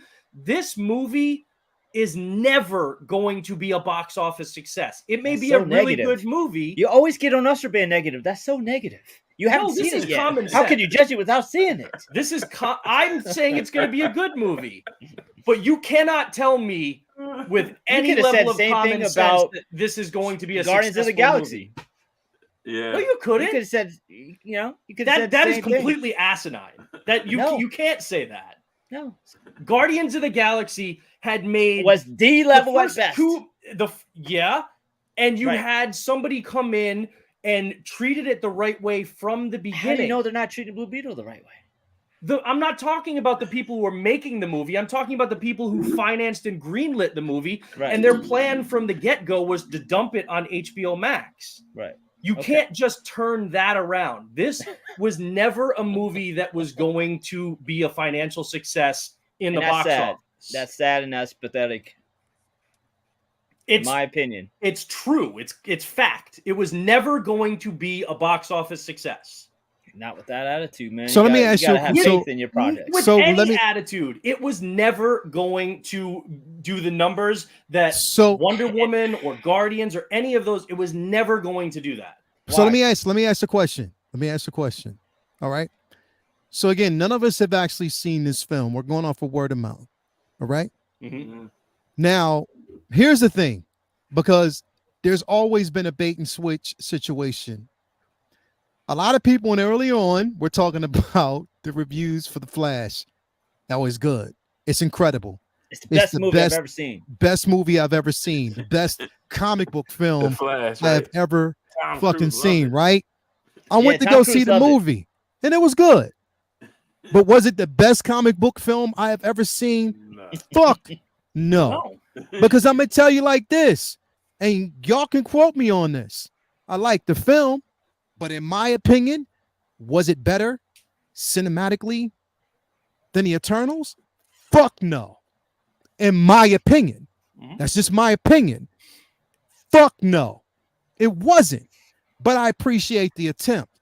It was not the best film, but they wanted us to believe that it was. And they put it out there like that. James Gunn said it. And of course he's supposed to fucking say it. He works for the company. Yeah, but it didn't work. They got Tom Cruise to say, oh, it's one of the best films I've ever seen. I love it. Of course he's going to fucking say And that. it didn't work. No. They had The Rock and Black Adam, and it didn't work. It's because people have moved on from the DCEU, and Blue Beetle, no matter how good this movie turns out to be, is saddled with the baggage of The Flash, of Black Adam, of Wonder Woman 84. It's saddled with all of those. It didn't have a fresh, clean start the way other movies did. It didn't have momentum like the MCU, which is what helped propel Guardians 1. It had none of that, and it was never going to be a box office success without any of that momentum, and instead being weighed down by all the baggage of the DCEU. It was fighting an uphill battle from day one. But here's my question. So, with that basically being said, what if this movie, again, is another, I want to say, Aquaman or Ant-Man, where there is a success that basically people go out in droves, especially do not discount the Latino community, the Latin community. Do not discount them, because they will go and draw. And the thing is, as much as they've been promoting and they have been waiting for this film, they will go out in droves and they will make this happen. Me being one of them, will basically go out and make this happen. That's what I'm saying. Don't count them out. They could go out in droves and go back, and it can be a repeat after repeat and make it happen. Same thing happened with, again, Shang-Chi. They went out in droves and supported the movie, and it wasn't $1 billion, but it made money and it was success. Yep. So what if that does happen with this film? What does DC do next? They don't know. They'll erase it. They'll start over. What difference does it make? They don't know. They have no idea what to do. They don't. With the shit Yeah, that they is don't a have a success. plan for that. But that's also because that's not going to happen. But we don't know that though. I'm just saying. I'm telling so you that But I don't think it. I'm telling you, my personal opinion is that that's not going to happen. Bruh, If the this same movie people, is successful, people like, said in the sense that people same love it, it'll thing be on about HBO Max. Aquaman. People said the same thing People said about the same thing Aquaman, about that it would Aquaman never was the make $1 highest billion, grossing and that it was going to be Suicide Squad. trash. Big Yeah. difference. That's what they though. said. Big difference. When you were getting close to the Aquaman release, that was that was tracking that they were going to have between like a $60 and $100 million opening weekend. That's like what the tracking was giving for that. It was indicating this, oh shit, no, people really are in for this movie. This movie is good. All right. Blue Beetle, it did tick up. It went from like 17 to about 30. Okay. And that's good. But 30 million, and then it goes down significantly after that. The odds are this movie will probably make somewhere around 50, 60 million in its theatrical run. Okay. Hey. Big difference versus Aquaman was tracking in the weeks prior to the movie to make that 60 to 100 million in its opening weekend. There was a big difference. It's not about like, oh, people don't have faith in the character. Yeah, if you had asked me 2 years before Aquaman came out if that would make $1 billion, I'd be like, fuck no, right? But in the weeks leading up to it, the tracking showed that it was going to be a box office powerhouse. That is not happening with Blue Beetle, and it opens this week. Well, here's the thing. We're not saying, and let me stress this, because I'm going to tell you right now, the box office for any franchise, I mean, besides Barbie, of course, we know why, but we're not going to basically get into that. Yeah. But besides Barbie and Oppenheimer, there hasn't really been a lot of successful films reaching or even heading towards that $1 billion mark. There hasn't really been a lot of it, and a lot of it is still due to COVID, because there's still a recovery, and the box office has not been the same since they released that day-and-day fucking release agenda back then, and it still hurt. But here's what I'm saying. I'm not to answer saying your question. He'll say it, if it, surprises everybody. I think he'll respond to some random tweet somewhere in Twitterverse or Xverse now that they'll find a home for it in the future. They'll figure out a way to shoehorn it in. He'll claim it if it's successful, but otherwise it'll get ignored like all the rest of the DC films this past couple years. Right, he survived the Flashpoint. Hopefully, here's the thing: it's so removed from everything else. I don't see why he couldn't keep it in the DCU, except for the fact that it wasn't his idea to put. Right, and that's what's frustrating, because it's a DC character. It shouldn't matter if it was one that he likes or not. Let me put this out there as well, because remember, there were even projections, again, even during COVID. COVID had a lot to do with it. Little bits, like you said, COVID did hurt Shang-Chi. But remember, execs, even in Marvel, were like, okay, we're not counting on this to make a lot of money. What did Simu Liu do? He took the social media and spoke out against that, and motherfuckers went to see that movie. And regardless if it made $1 billion, it was still a success. It was still a success. Wasn't a major success do that right now, but it was still a success. But here's my Solo can't do that right now because of the strikes. He's not allowed. This is what I'm saying. Oh, bro, he did basically say a couple weeks ago. He did say people go out and see this film. A couple weeks ago, he did. Well, he basically did. I don't know what he said. I didn't see that, but he's not supposed to. He did, and he basically spoke about it. It was a couple people that basically spoke out about it. And I'm telling you, he said that on the wake of the strike. Basically, he said, "I'm not going to be able to promote this film because I'm standing by with the union and everything. But I still want people to go support this film. I just can't promote it the way I would like outside to." Somewhere when he said that too. All right, but that's a far cry from what Simu Liu did. That where like he came out and was like, "Hey, it's bullshit that you're not banking on this character, that you don't think this character." He was aggressive coming out and saying that. Zolo is not. He's saying, "I can't really promote the movie, but I hope people see it." It's not. Regardless of how aggressive you are, you're still speaking out about an IP. You're still talking about your franchise. Trying to save it in the theater. Trying to basically save it. And at the time, how aggressive reaching you are about it out makes a big to difference. your people. Not really. Because basically you're reaching out to your people. And again, the Asian community went out and supported this film. This is why I'm saying, do not underestimate the Latin community, bro, because they will go out and support it regardless of what fucking projections are out there. They will go out and support this film, bro. It's been done. That's why I don't go off for projections problem with at all. the Latin community going out and supporting this film. I'm saying that is not going to be enough to make this movie a box office success. It's just not going to happen. We don't know yet. I don't know, maybe. We don't know yet. No, man. Like, we don't know yet. And I'm not saying it's going to happen. Basis, I'm not saying it's assuming going to the tracking happen, is but based we don't on know yet. pre-order we have tickets, no right? idea. None of us have seen the film to formulate that opinion, even with the people who have actually gone out and said it. I'm not saying, and again, I'm not saying that this is going to be a financial success. I'm saying there could be possibilities and no one knows. We just have to wait and see. And that's you, and you can have your opinion. That's completely fine, bro. But what I'm saying is nobody knows at this particular point to form any opinion. Because again, if it is a success, I want to hear what everybody's going to say afterwards. If it does succeed, if it does reach a certain point, it doesn't. And again, it doesn't have to reach $1 billion to be successful. No. It can make if people need $500 to million. get rid of that, it has to make $1 billion. Yeah, get rid of that shit. It can make $400 million, $300 million, and be a success. That's still a lot of money. It can still do that. And also based on the budget and what budget was given to make this film. You feel me? So the movie was $120 million budget, not including marketing. Exactly. So you're looking at 200 mil. Realistically, if you're looking at 200 mil for that main budget and marketing, I mean, it's gonna and then the box office, the theaters are gonna take 50%. This movie has to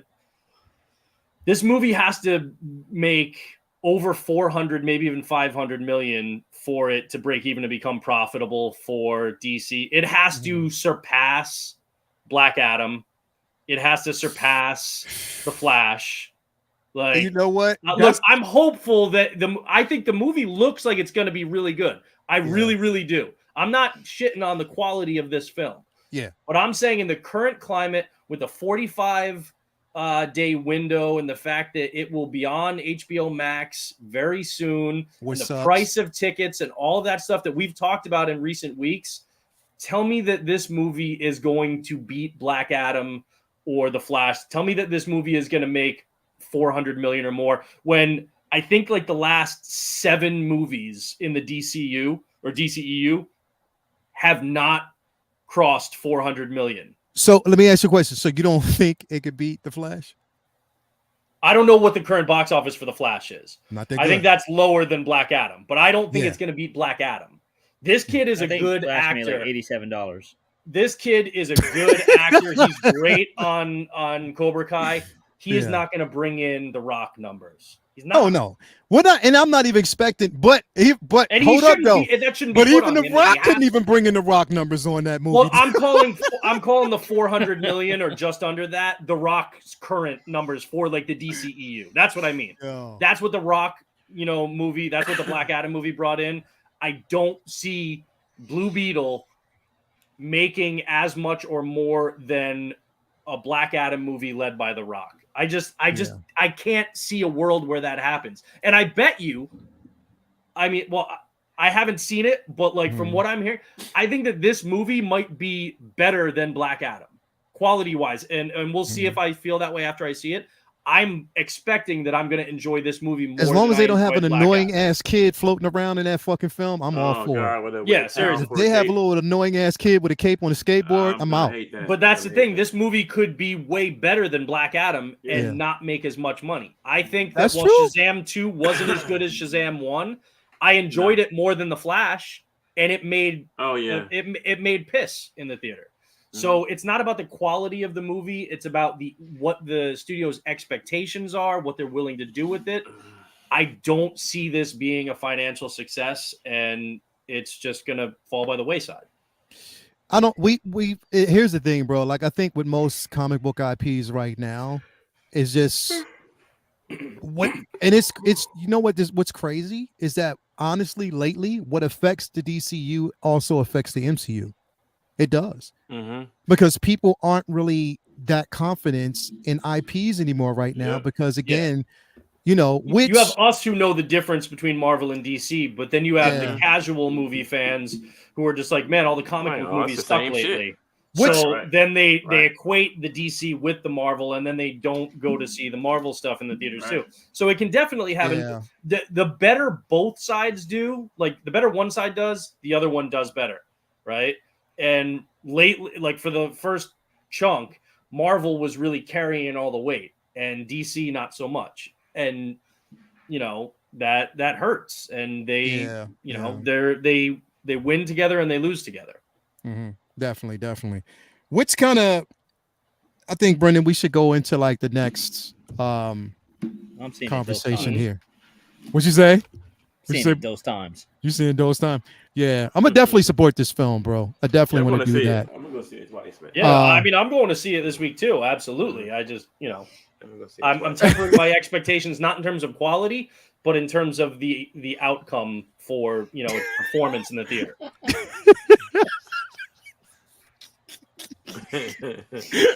That shit would be funny as fuck, bro. I would I do don't it. know about If that. they give me the right amount of money, I'm doing that shit. Hell yeah, The dude. right amount of money. They give you a fucking. Hey, They man. give you a free I got ticket a and a man. packet of Skittles. Woo, Blue Beetle, man. Woo. Make way, buddy. Hey, buddy. Hey, so,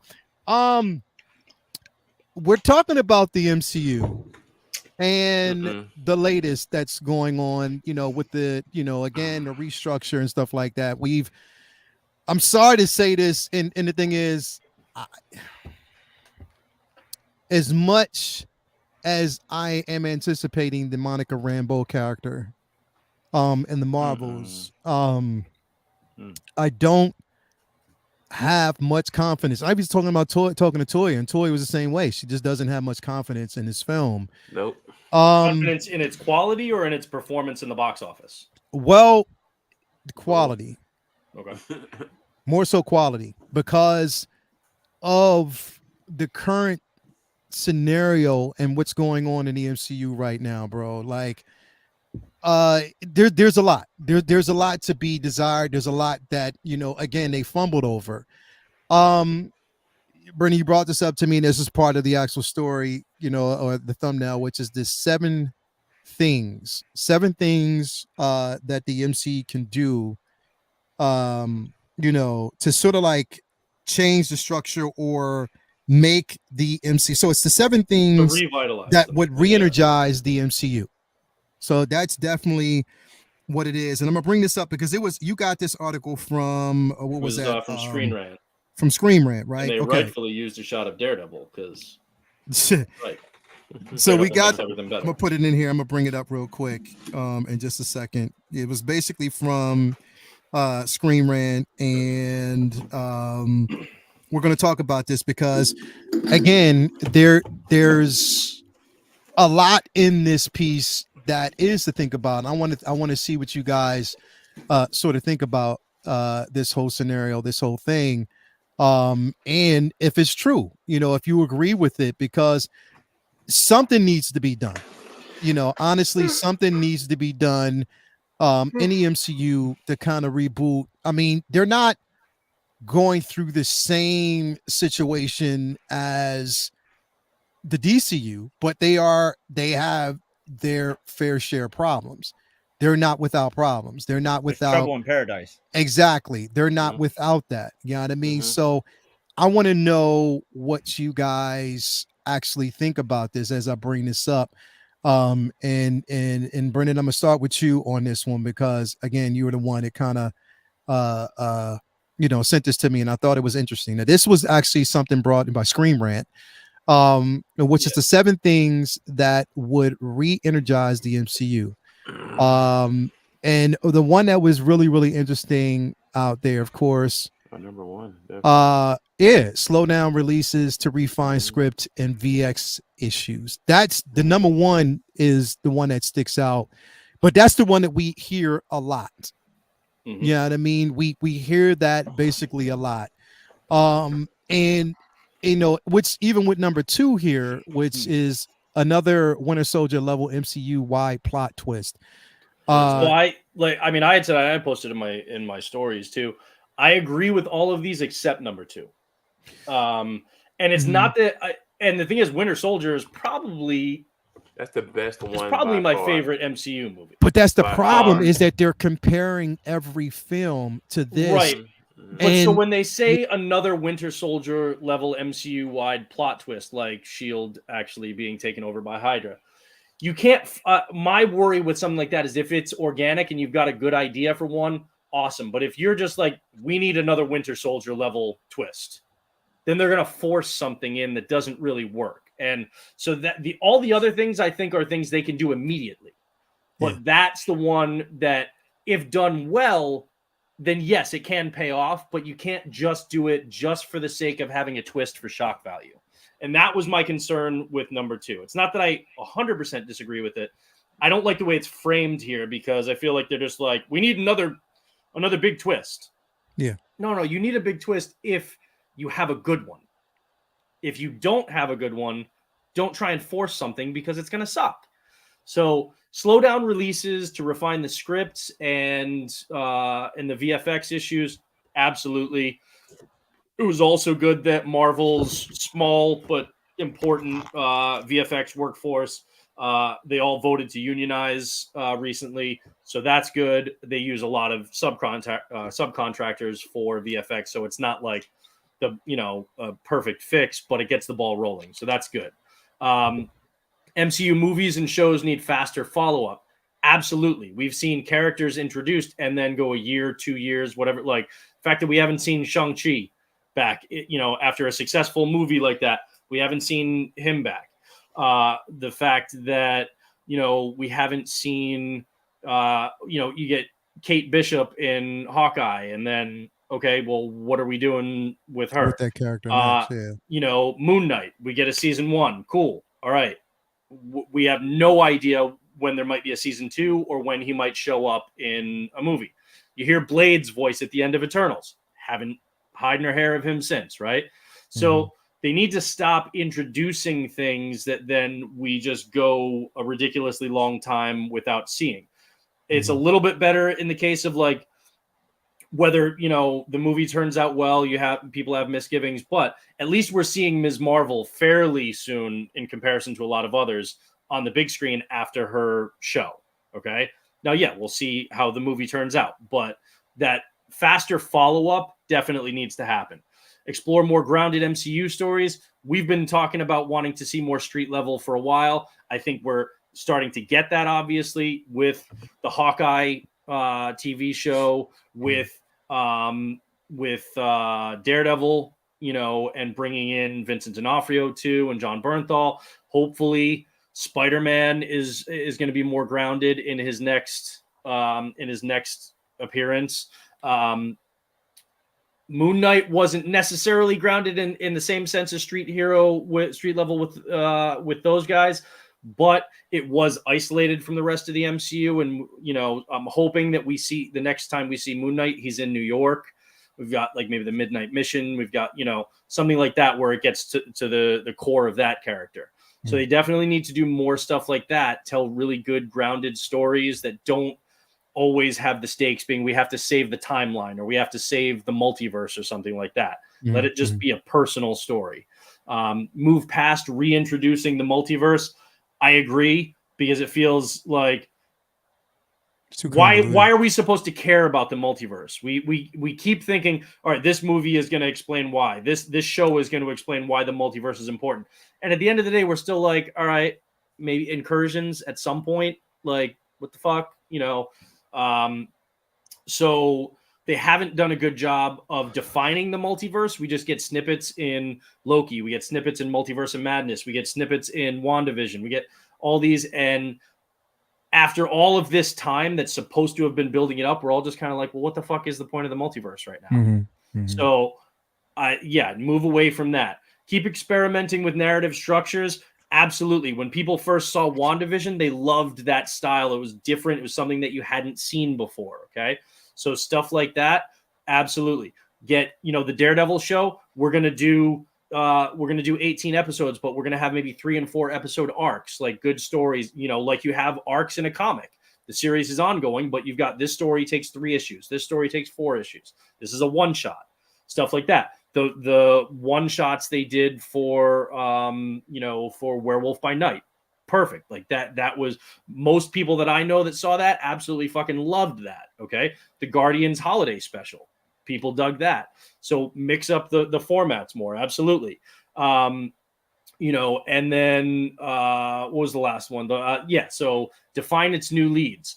That's the other thing, is we have no idea who is at the forefront, who's going to lead these teams. It's like you assume Captain America, all right? You assume Sam Wilson, but we haven't fucking seen Sam Wilson since the Falcon and Winter Soldier, which was what, the second MCU show after WandaVision? So like, and that movie got pushed back another year, right? So that thing is coming out in what, 2025 or end of 2024, something like that.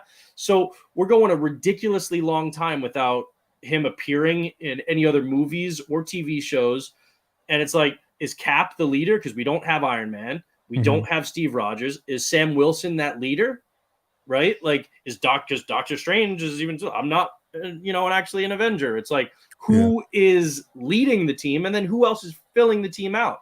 You have to, when you lose people like Steve Rogers and Tony Stark and Natasha Romanoff, you have to define who the leads are now, who's going to take over in this next arc of the MCU.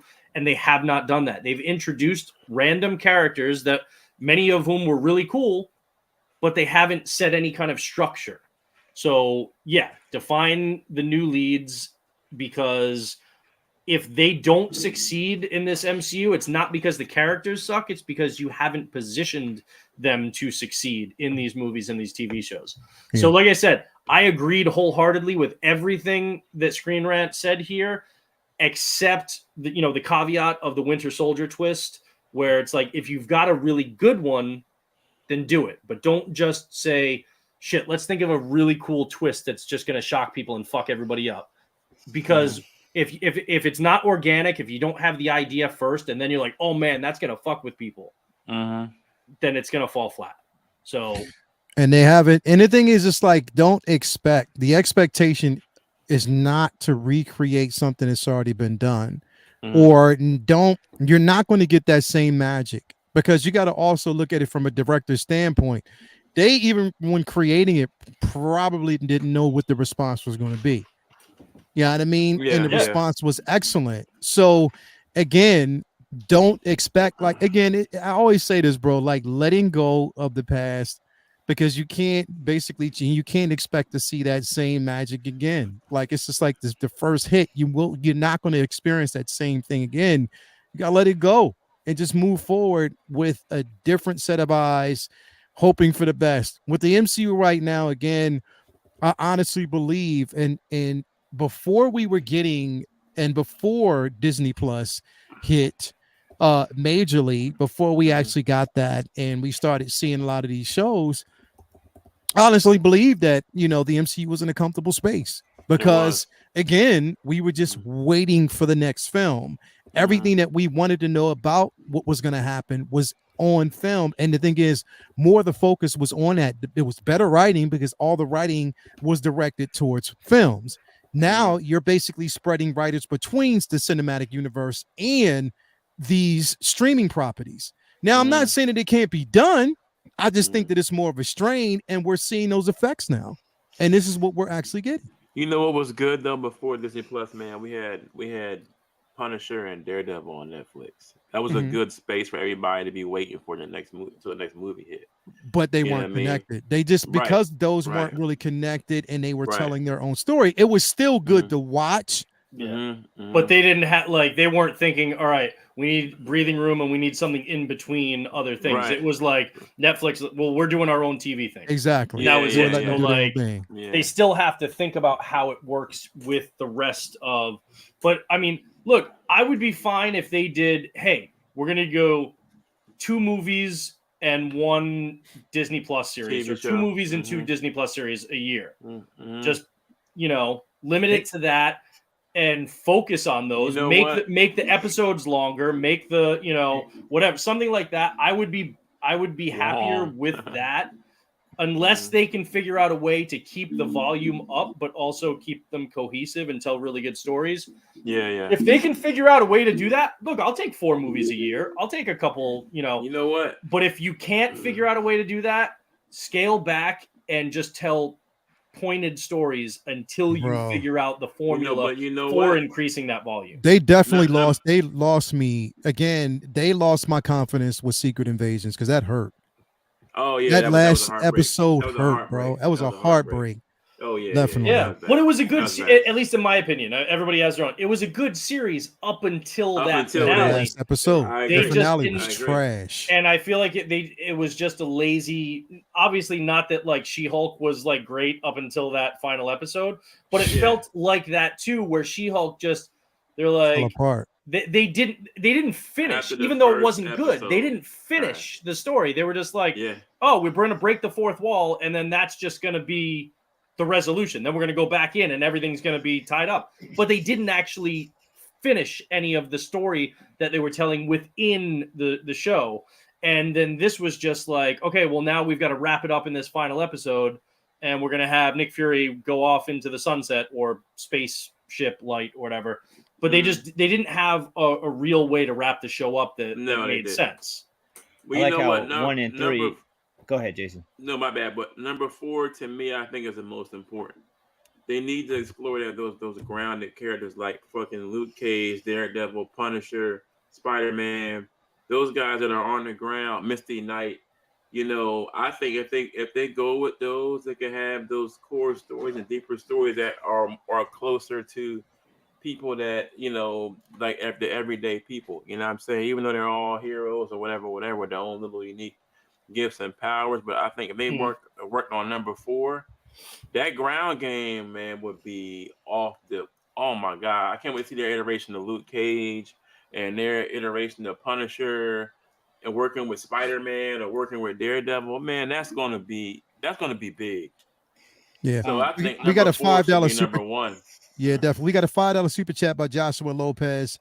After the Marvel's director commented about it being wacky and out of this world, I said, nah, she didn't watch Thor 4, and this is going to be an L. Right. I don't think you can automatically equate it to Thor, though, because you could call Guardians wacky and out of this world. So, like, I'm not getting down on this movie just because of Thor and, like, so I'll go and I'll see it and I'll give it, its due for whatever it ends up being. But I don't think because she described it that way and Thor was bad that means this movie is going to be bad. Well, the way she said it was kind of very poorly choice of words, because she said that she doesn't believe in superhero fatigue. She just thinks that people need to switch it up, and this one will be wacky and zany, and that's why people will like it. As if there hasn't been wacky and zany Marvel movies, and they've all been serious. And here's a breath of fresh air by having a comedy superhero film. All the that's the knock. I mean, she Marvel could be saying that they didn't do wacky and zany well, and that's why. If she would have said that, maybe she would have said, but to say here's what'll be different. It'll be fun. Like what? Way. They're all like. There's maybe 1 or 2, in the past few years that aren't trying to be silly. About the list, I think that 1 and 3 kind of contradict themselves.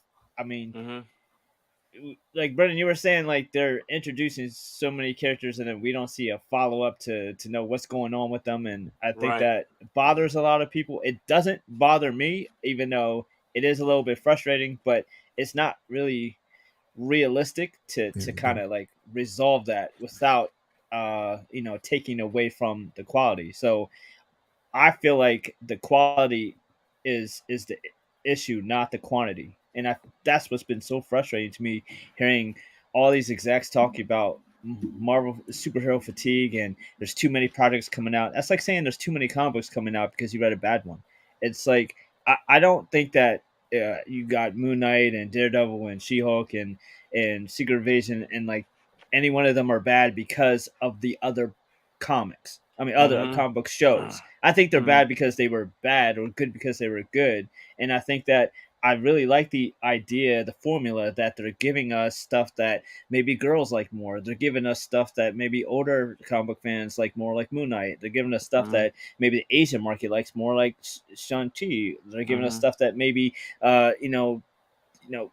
it's wider ranging in different areas. I feel like there's so many different things that they're trying to do now. It's similar to what we go through as comic book readers, where we have so many options and we don't necessarily say like, oh, because you could look at Marvel Comics or DC Comics the same way. If they only put out, 6 different titles a year, they could put out like the best of the best on each of those books, and you could put on the best writers and the best best artists on just 10 books and have just fucking home runs on every issue. But then if you don't like those 10 issues they picked, then like that's it. That's all you got. I like that there's so many different options. Disney has given us so many different streaming options that, okay, if What If isn't for you, maybe Secret Invasion is. If that isn't, maybe Hawkeye is. If that isn't, maybe Falcon and Winter Soldier is. I like that there's so many different things. And because there's so many different projects, it takes a while to circle back to see what's up with Falcon or to circle back and see what's up with Hawkeye or Kate Bishop, Or Bucky. and that's just going to be the issue. Now, if they cut back, that's even a bigger issue, because it's not like they're going to say, "Oh, we're never going to."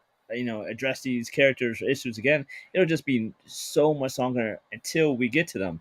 I'm cool with them Or they're having more so many strategic different. about where they bring them in, though. Maybe it's like you're gonna get hints about this character in this next movie because we don't want to wait 3 years to. But I completely get what you're saying. There has to be a right balance. I mean, because when they started out, there's just like you core. There has to be the balance. It was so much. I mean, it's well, like, that's the question. Is like you can't is the put that MCU genie back in the getting too bottle big? though. Like you had 6 Avengers that they had like 10 years to basically like focus on and work around, and then it kind of blew up, and you opened up to this big world. And one of the knocks of like a movie like Civil War or something is like, well, damn, there's only like a half dozen, 10 maybe superheroes in MCU. There should be hundreds of people fighting on that in an airport hangar. So my question is then because like you said, it's easier to tell those connected and grounded stories and in a good pace when you only have like those first 6 Avengers, right? And you don't have all. So I wonder, is the MCU almost getting too big? Because I don't need MCU fans. Like, we love this stuff, but you and I and like the 4 of us, we can approach everything the MCU puts out as like, you know what, this is like a book that I don't read, but other people do and can enjoy. So that book's not for me. That show or that movie's not for me, but it's still good that they made it. Right. But a lot of people who are criticizing the MCU aren't necessarily looking at it like that. They're looking at like everything needs to be a success, and their success definition is very rigid. Whereas like we can look at it and be like, man, I fucking hated She-Hulk. Yeah. But they made that show for a different audience than me, even though I like that character in the comics. Yeah. They, you know what I mean? It's like people are like, oh, well, the Marvels, that's not, that's going to suck. Well, it might not. It might just not be. You might not be the audience, but because the way I look at it, it's like if I don't like She-Hulk, I don't think it's because they did too many shows. I think it's because I just didn't like that one. You didn't like what they did with that character, and that's true. But it's like if the general audience and even a lot of comic fans aren't looking at it like that. They're not looking at it like. But I don't feel like if they didn't that show wasn't for me, they're like, oh, they fucking suck now. You know what I mean? Right. But I don't feel like if they didn't do any other streaming show all year but She-Hulk, like then it would have been great. I don't think it was. I don't think it sucked because they were spread too thin. No. I'm not talking about what the quality. I'm not talking about what whether more volume equals lower quality. But that's my point, though. I think a lot of people are equating the lack of quality with the amount of quantity, as if there was only 1 movie or 2 movies that they put out a year, they would just magically be better. Like if Eternals was the only movie that year, it still would have been the same fucking movie. Right. And then you would have only had 1 movie to watch that year, and you hated it. You didn't have any other options. But my question shows. If they only put out 1 or 2, I don't think they then go get freaking Christopher Nolan to write it so that it's the best thing ever. No, I get that. My question is, if you take out like quantity affecting quality, right? And that's not an issue. Like we're just talking about, is the MCU too big for the audience's mentality, right? Not that they're thinking, but will audiences be able to look at something and not say that, oh, they're doing too much and that's why there's shit quality? Will they be able to look at something the way we look at comics and say, I didn't like that, but it wasn't for me, and it's not a big deal, and I'm not going to equate that with the overall quality of the MCU, because it's like I'm cool with if they pick a character that I don't like and I don't fuck with, and they make a show or a movie, I'll be like, all right, I don't really care that much about that movie. But if they're making all of these and you're expecting, well, everything I go see has to be a banger. Yeah. And it's not, because we look at things, it's like that book is clearly not for me. Right. So I'm not worried if I either skip it or if I read the first issue and it's like, oh, that sucked.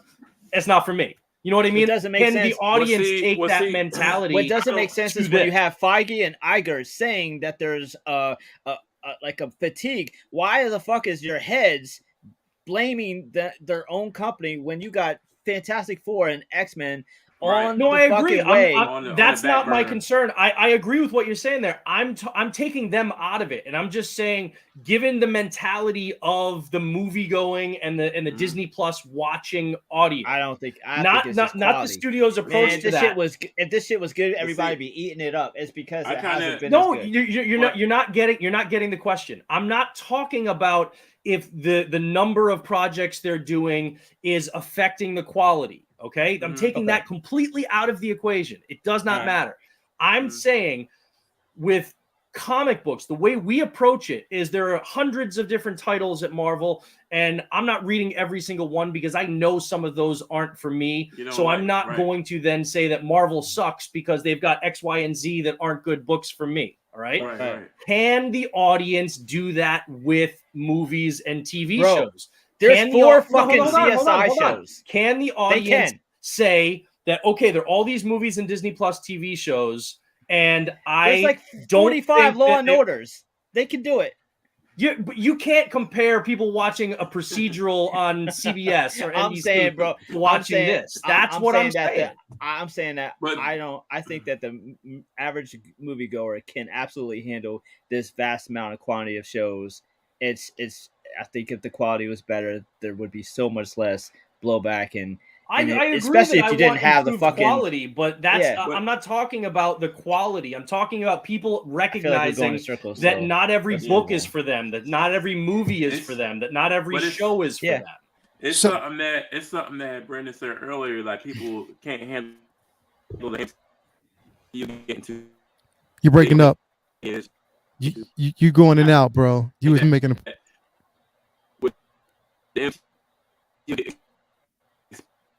Brendan, I'm gonna go out on a limb and say no. I have no fucking clue what you're Now saying. I'll be like, nah. as you breaking up, Jay. it, You It's true, breaking something- up, bro. Yeah, you went into speak and spell mode. Yeah, you just start breaking up out of nowhere, bro. Disconnect and come back in. Here's while he's fixing that.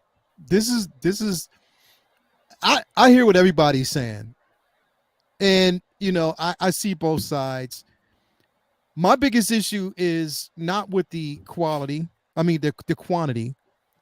Yes, there needs to be quality, but my biggest thing and my biggest problem with the MCU right now is the lack thereof of cohesiveness in explaining the actual telling us what your direction is, but the movie isn't demonstrating that.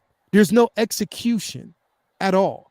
Like you're telling us where this is going. And what Kevin Feige has been saying for the longest time is we have a plan. You have to wait and see. Motherfucker, we've been waiting for 2, 3, 4 years, and there has been no fucking plan at all. No level of cohesiveness, but we're supposed to take your word. Why?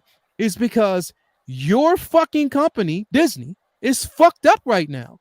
Like literally, you have execs who interfered. You had a changing of the guard when it came to your from who was it? It was Bob Chapek. Now you have Bob Iger back. So he took away the creator, or he actually took away the creators or the jobs that the creators have, the control that they had. And now Bob Iger is trying to reinstate that. So again, there were things going on behind the scenes, but with that, a lot of these fucking IPs, they have suffered. There's no cohesiveness, and I can't completely blame that on Kevin Feige. I'm not. But what I'm saying is, instead of talking about it, actually get behind these shows and make sure that they basically demonstrate that. Because I agree, there has been zero leadership at all. We don't know who the fuck. There's been no, and again, not saying that everything we have to have an Avengers film. It's nice though to find a direction. Not saying we have to, but it hasn't been any leadership. Every film that has come out as of late has been self-contained. Every fucking film has been self-contained, and there's been nothing going forward. I don't know what the fuck is happening right now. I agree, and they've been promising like a cohesive story, and we haven't gotten that, and I absolutely agree. But for me, I'm at the point now where, like we agreed earlier, it's like when it was just the core Avengers in the very first phases of the MCU, it's a lot easier to tell those cohesive stories, and a lot easier to have people sold on everything that you're doing, because it was all tied together. And like somebody who I still think he probably disagrees with me in the chat, but still, even what Bendu Windu said, movie industry doesn't work like the comic book industry. I agree. And that is my concern, is that they created the MCU and we had those great early phases and that worked. But building out a universe or a multiverse that has so many characters, I think you get to a point where it is not sustainable on screen the way it is on comic books, because people are going out to theaters and spending $100 to bring their whole family to the theater, this and that. They have different expectations than if an individual person buys a $3.99 comic book. And you can pick and choose which books you're going to read, but like, you're like, well, no, because I want to know what's going on with this character, and that character is involved in this show or this movie, so I'm going to go watch that. I think, in my opinion, there gets a point where you get to a point where you can't sustain the same type of universe and breadth of content that you can in comic books on the screen, because people in the movie and TV industries, the audiences, have a different mentality and a different approach to that content than we do when we're picking up our pull lists at our LCS. And so I'm not discounting all the things about you need better writing on certain things, like that Secret Invasion finale, like on Thor, like on She-Hulk. In my opinion, yes, the writing was weak on that stuff. But I still think even if you improve the writing on those things, you're going to have that underlying problem of there were people that were just going to not like the She-Hulk show, even if they did it the way we wanted them to do it, because they don't realize that's not for them. They're thinking everything is going to be like Captain America Winter Soldier that they love. It's the different mentality for the moviegoer that is not also the comic heads that we are. And I really am starting to question whether or not you can sustain this large of a universe for comics on the big screen. And I wonder if they should go with a more tightly focused, smaller roster and tell stories with a smaller group of characters and be a little bit more focused on that. And that's hard for me to say, because I want them to bring in all these characters that they haven't brought in yet. I want the X-Men. I want all that stuff, right? But I don't know if it's sustainable long-term, at least not to the success level that the early MCU had, where you can expect billion dollar rave reviews about everything. I think that the expectations in terms of box office performance, in terms of critic reviews, in terms of audience reviews, has to come back down to earth if this stuff is going to be sustainable. Yeah, that's true. I think that it is. They need to, because again, this whole multiversal trip, the expectations behind it and what they thought was going to happen is just confused everybody, because you've left too many plot holes and you've tried to introduce these, like, put it this way, like, again, we look at this from a comic perspective. The MCU, the film, the cinematic universe has been the main storyline. What goes on in streaming is one shots. Like, it's basically like the spinoffs or the one shots that a lot of people haven't seen. And we expect them to see those to understand what's happening in the main cinematic universe. A lot of people who basically watch the Ant-Man and the Wasp didn't watch Loki. They didn't. No. A lot of them didn't see it to really know where this character came from and what relevance it would have. But the expectation was, okay, it's a new character, let's get on board, and they hyped him up. So again, I guess what I mean is less talk, more execution. That's what it bottles down to. Let's talk, better execution, better writing, and hopefully we can actually see that. You know what I mean? Because right now we wanted to feel good, and for a few years we felt good about what we were getting with these IPs. Like, we felt good about what we were seeing in the cinematic universe. Now it's just like, I don't know what the fuck, how to feel. I don't know what to. And it's not, and I want to get this, and I want people to understand this. It's not that I don't want the Marvels to be successful, because I do. I wanted to be successful. I actually, despite whatever the fuck everybody else has to say, it is what it is. I actually like Brie Larson as Captain Marvel. I'm okay with it, because the thing is, she's supposed to be hated. She's supposed to be misunderstood because she's arrogant in the comics. And I think she portrayed that level. I want to see what Monica Rambeau is going to do. Great. You know what I mean?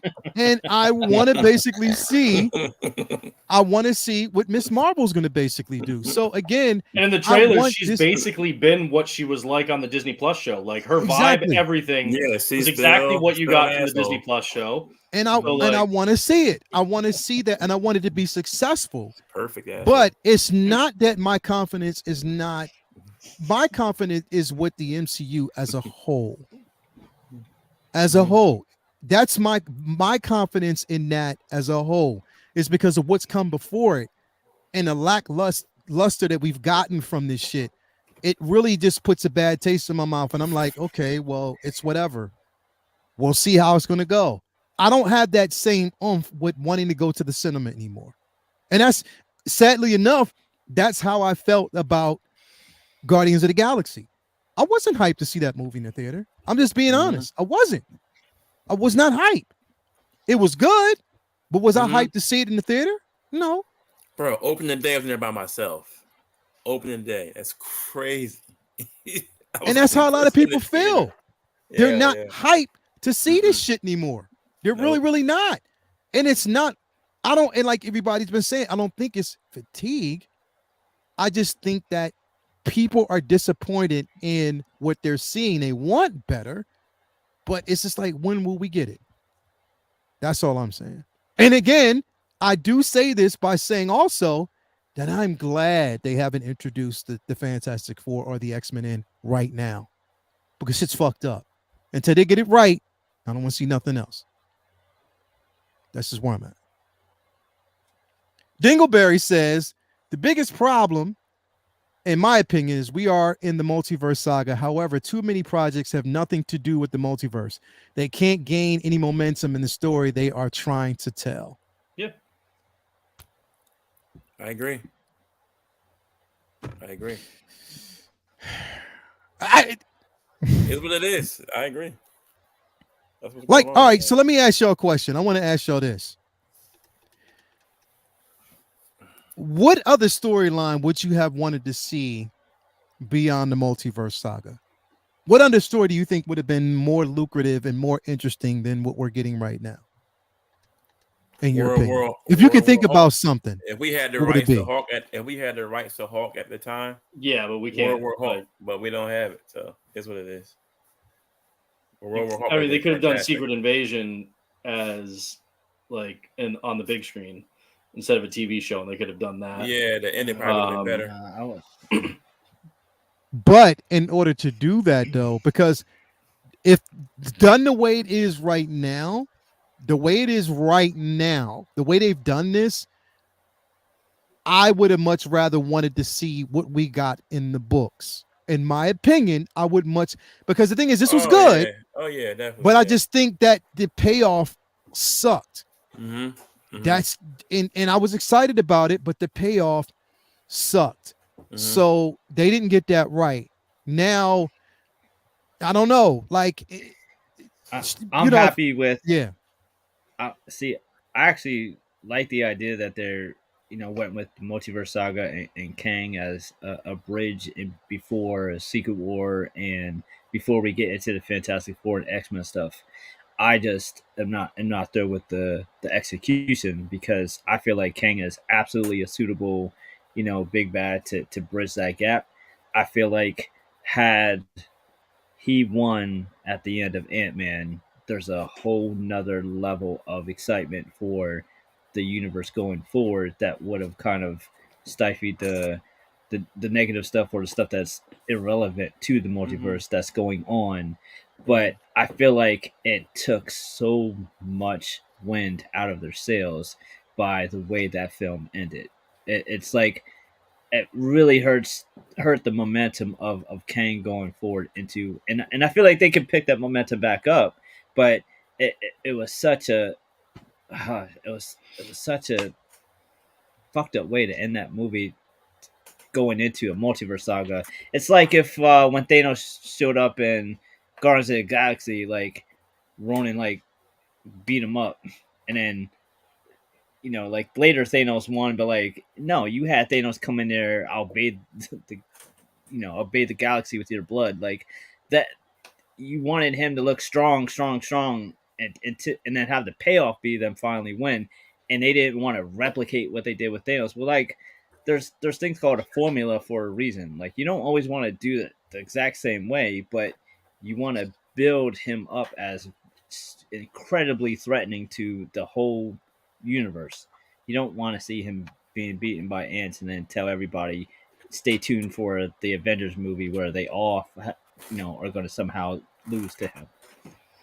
Yeah. So that's what I wanted to see. I wanted to see Kang. So it's like I don't think it's like they should have done something else instead of Kang or multiverse. Like they're giving us the phase that I want to see. They're just not really doing that phase. They're doing a whole bunch of other stuff with that phase as a backdrop.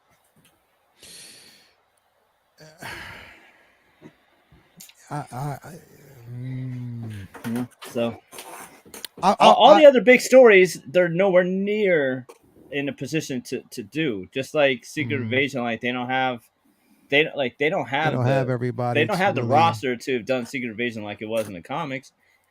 Civil War, the Russos were incredible working around the limitations they had on that story arc. That story arc involved hundreds other superheroes, and they still made it compelling.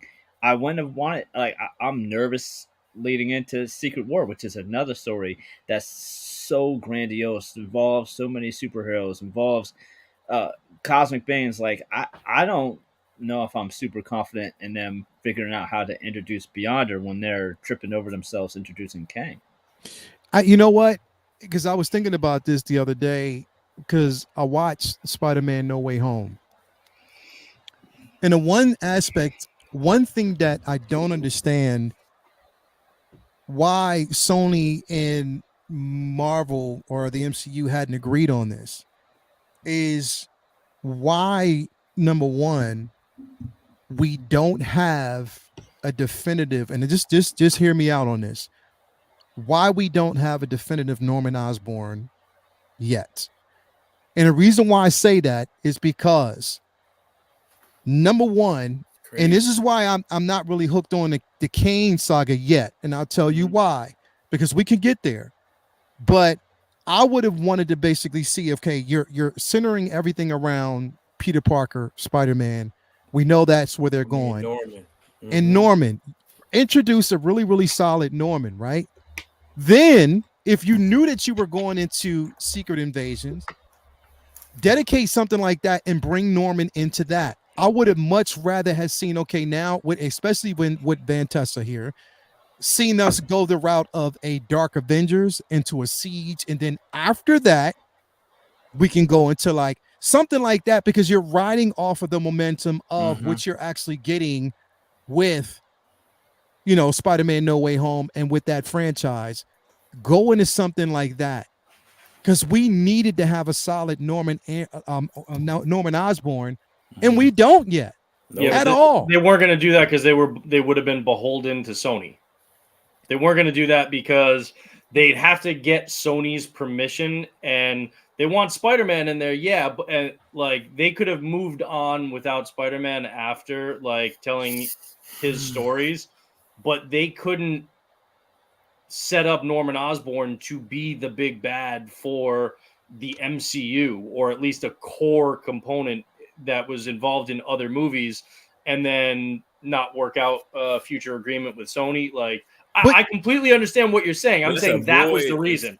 Is because they weren't going to do it because they weren't going to be beholden to an agreement with Sony in order to use that character the way they wanted. But see here, this is what I'm saying. Like, you don't have to do it in a way where you have him in the MCU all the time. But if you're introducing your marquee character to a shared universe with Spider-Man, having in that space, because you could have used or a hint of Spider-Man in Secret Invasions and then have Norman branch off into that. Like you can just, as you bring Spider-Man in, you're bringing a Norman in.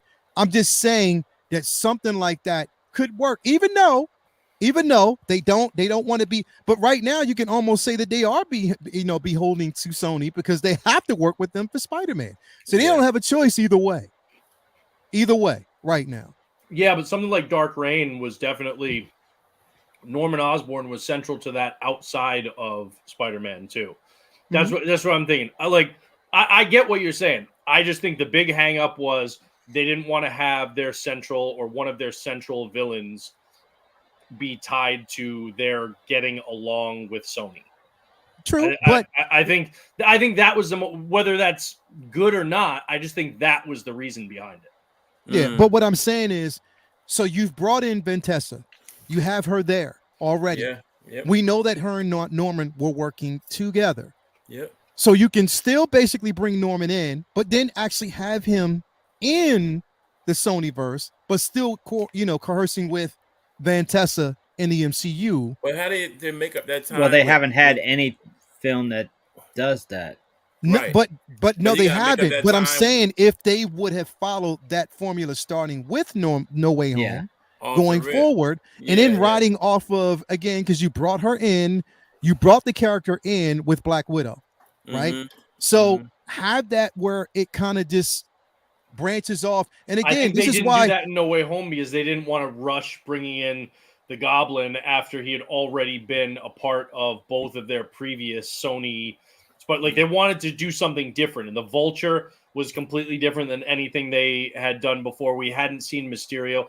I think it was simply Kevin Feige was wanting to do new villains that hadn't already been done in previous Spider-Man movies in that way, and they wanted it to feel fresh, and so they didn't want to introduce Norman and Green Goblin early on in No Way or in Homecoming.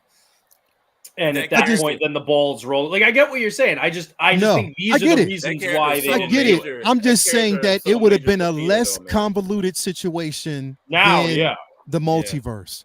I'm just saying it would have been a less convoluted situation than the actual think that multiverse. Far ahead with regards to Spider-Man. No, they didn't. They didn't. He's a major big bad for Peter. He's a part of Peter's personality, man. Like, damn, Norman Osborn, like, has a huge effect on his life. So not to have him in there at all, it was just crazy. That's a waste. It was definitely. Well, I'm not. They figure we're gonna get to him, Yeah, true. But like they should do something with him like now at some point, man. Maybe later on, he's already been in the background, but just been on the low working for the government or something like that. You know what I'm saying? Like, I just think. I mean, again, bro. I just with the whole a lot is going to have to be explained, and it can't be a quick run through, a drive by. It can't be no fucking drive by, bro. At the same time, I wouldn't want to be honest. I don't think I would have wanted Norman Osborn to be central to like the earlier Spidey stories that we got with Tom Holland, for the simple fact that if and when he goes up against Green Goblin, I want it to be Spidey up against Green Goblin, not Tony Stark's kind of pupil. Oh no, Stark Tech. And that's what I'm saying. Like, so I think it'll be better now than if we had got him before. But this is what I'm saying. Like, we didn't need him. We didn't need him back then.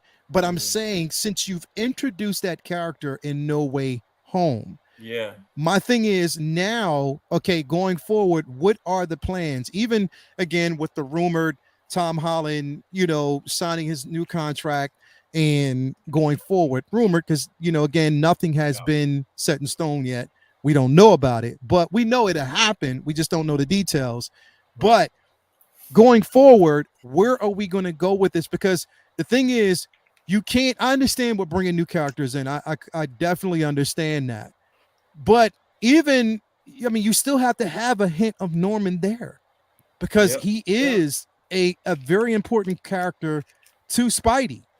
Even Harry is a very important character to Spidey. So that's what I'm saying. Like, there has to be something there. But I'm just, again, we'll have the Spider-Man 2 video game. Yeah. Yeah. But I mean, I'm just saying, like, that's just my thought when it comes to this whole thing. Hopefully, Yeah. Marvel will figure it out. And going forward, here's the thing. And I say this before we end this and go into, like, your quick run through, because we got to have a quick run through, because like I said, I want to end this show. It's been going on too long. But I just think that basically I want both the DCU and the MCU to succeed. I want both of them to succeed. But I just think that they need to, again, there needs to be something, bro, because right now it's just kind of fucked up. It is kind of fucked up. And I don't have the same excitement that I normally had before for this franchise. And luckily we still basically have comics to go back to, and we have great stories in comics. That's the whole point. Again, I hate to keep stressing this. Your local brick and mortar, go out there, support comics. If you want good stories, there's some great ones coming out and ahead of you. So thanks for that. Anyway, Brennan, you want to go through this real quick before, so we can duck out of here real quick, man? Yeah. I'll bring you up.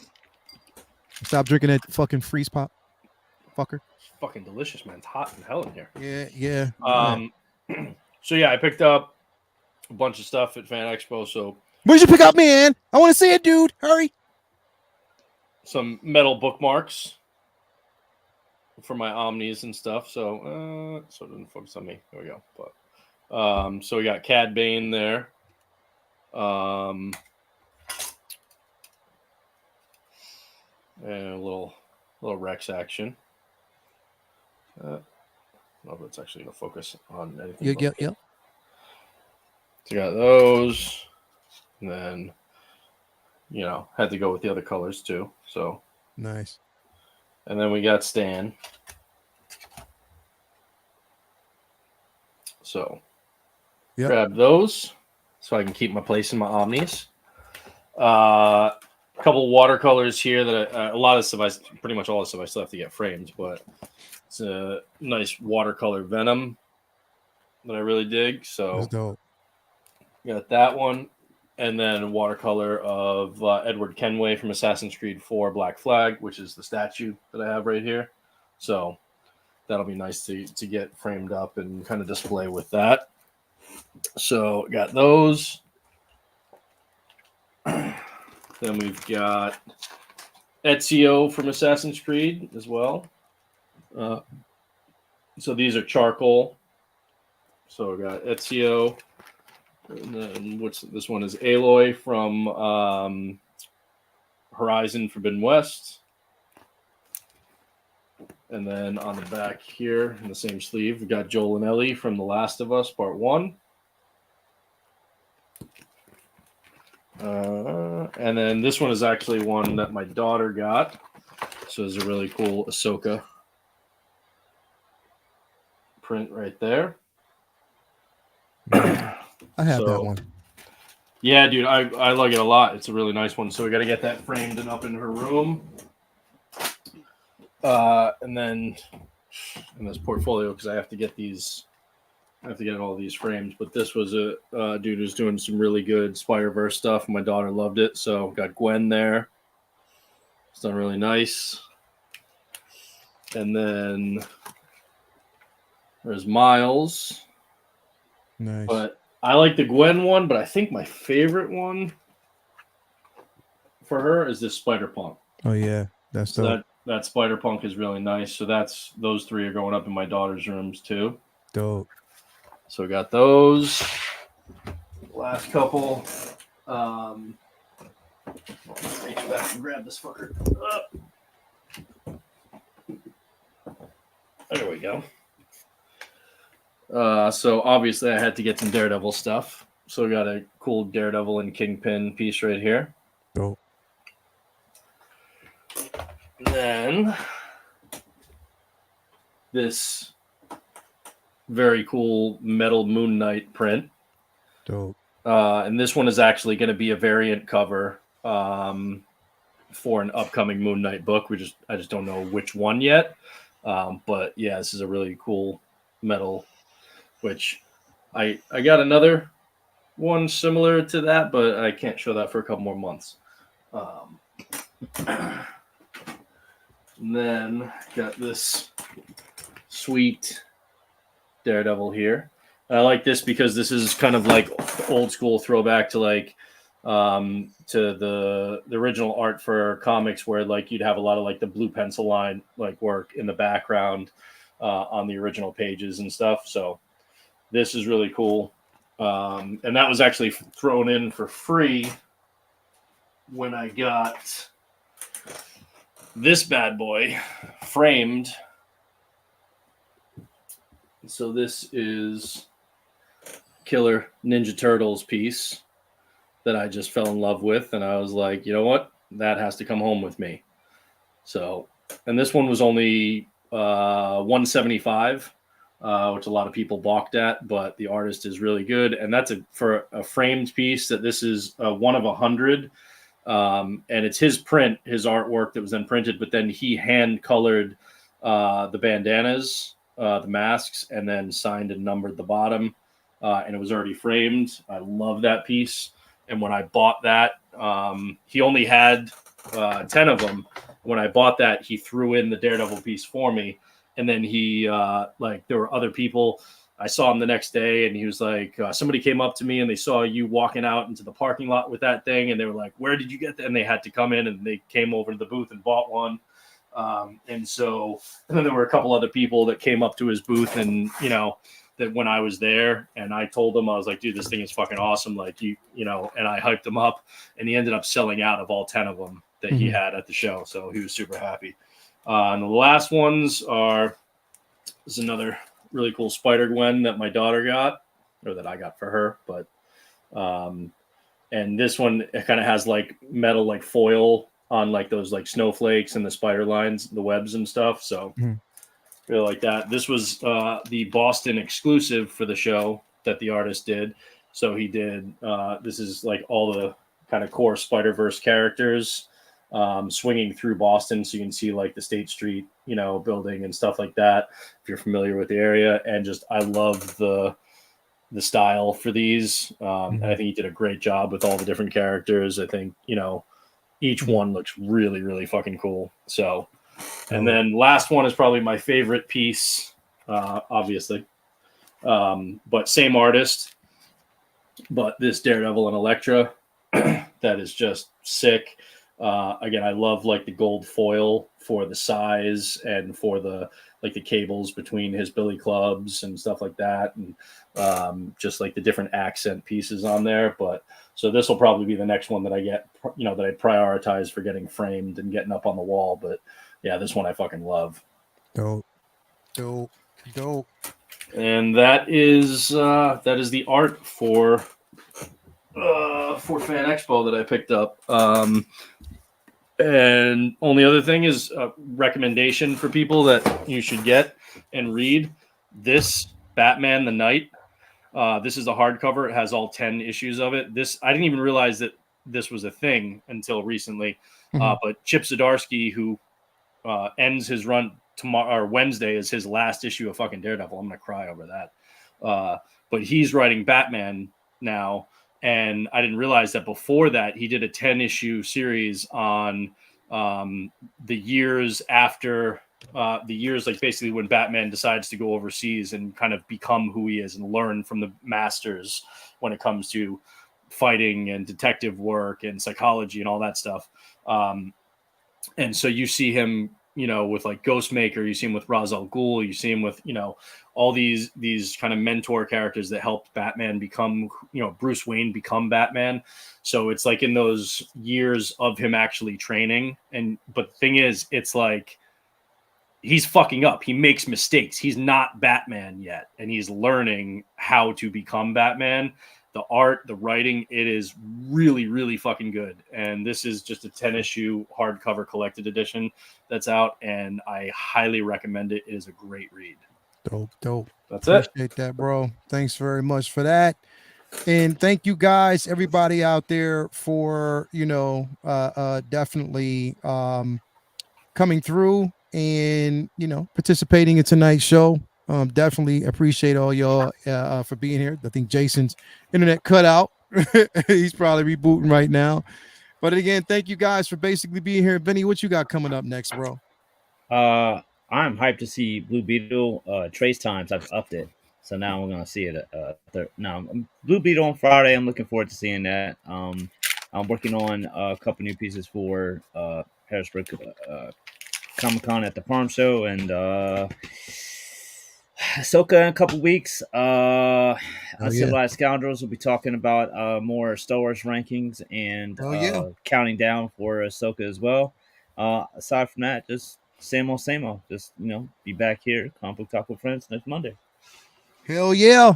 Definitely. I can't wait for that, man. We do got Uncivilized and then Comic Book Talk with Friends. Yes, indeed. So definitely it's going to be dope. Brendan, what you got coming up, bro? Go see Blue Beetle. At least Uno time, but hopefully more than that if it warrants it, if it's really good, I'll be happy to. So I got an AMC A-list, so I can go see 3 movies a week. So why the fuck not? If it's good, and I'll go see it multiple times. That, and I got a stack of comics that I'm reading, just catching up for the last 2 weeks, because with Fan Expo and then going down to the Cape, on my birthday and stuff, I fell way behind.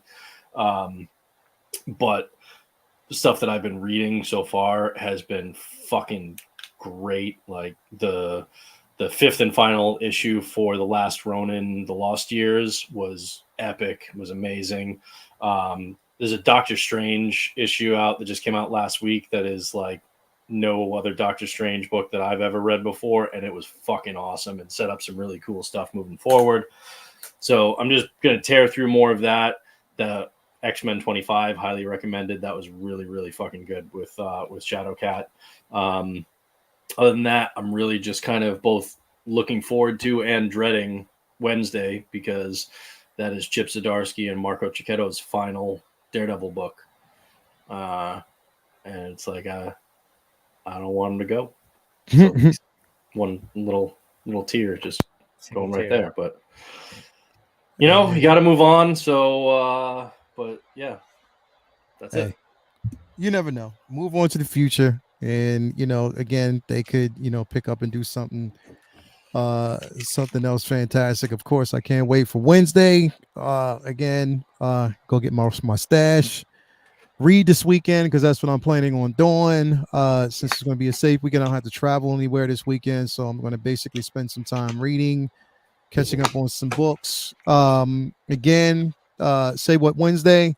Tune in for that. Don't know yet what we're going to talk about, but we're going to talk about something. We have, again, Uncivilized Thursday. Hot Toys. What'd you say? I bet it's going to be Hot Toys. Yeah, we'll see. We got Uncivilized Thursday, and then on Friday, we have Blue Beetle. So definitely be checking out Blue Beetle. I don't know if we're going to actually do Figure Flex Friday yet. I'm not really sure about that because of time and what we have going on. But I'll probably do it on a Saturday. I don't know. We'll see how it's going to actually go, depending. But also back for Collectors Lounge International next Sunday. So stay tuned for that. But yes, please go out, everybody. Despite what's going on in the MCU right now and the DCU, go out, get you some books, catch up on these characters that you basically love, see where it's going in the comics. At least you have something to look forward to while there's this drought. But anyway, thank you guys for actually being here with us. It's been a fantastic evening. And yeah, we'll see you back here next week. Jason, don't know what happened with your internet, bro. Get that straightened out. Hopefully we'll see you back here after the move. He's on the AOL dial-up. What you say? We dial up, yeah. AOL dial-up. Get rid of that shit. And we'll definitely see you next week. Everybody, peace and love. Stay healthy. Collect them comics. Let's go. Always.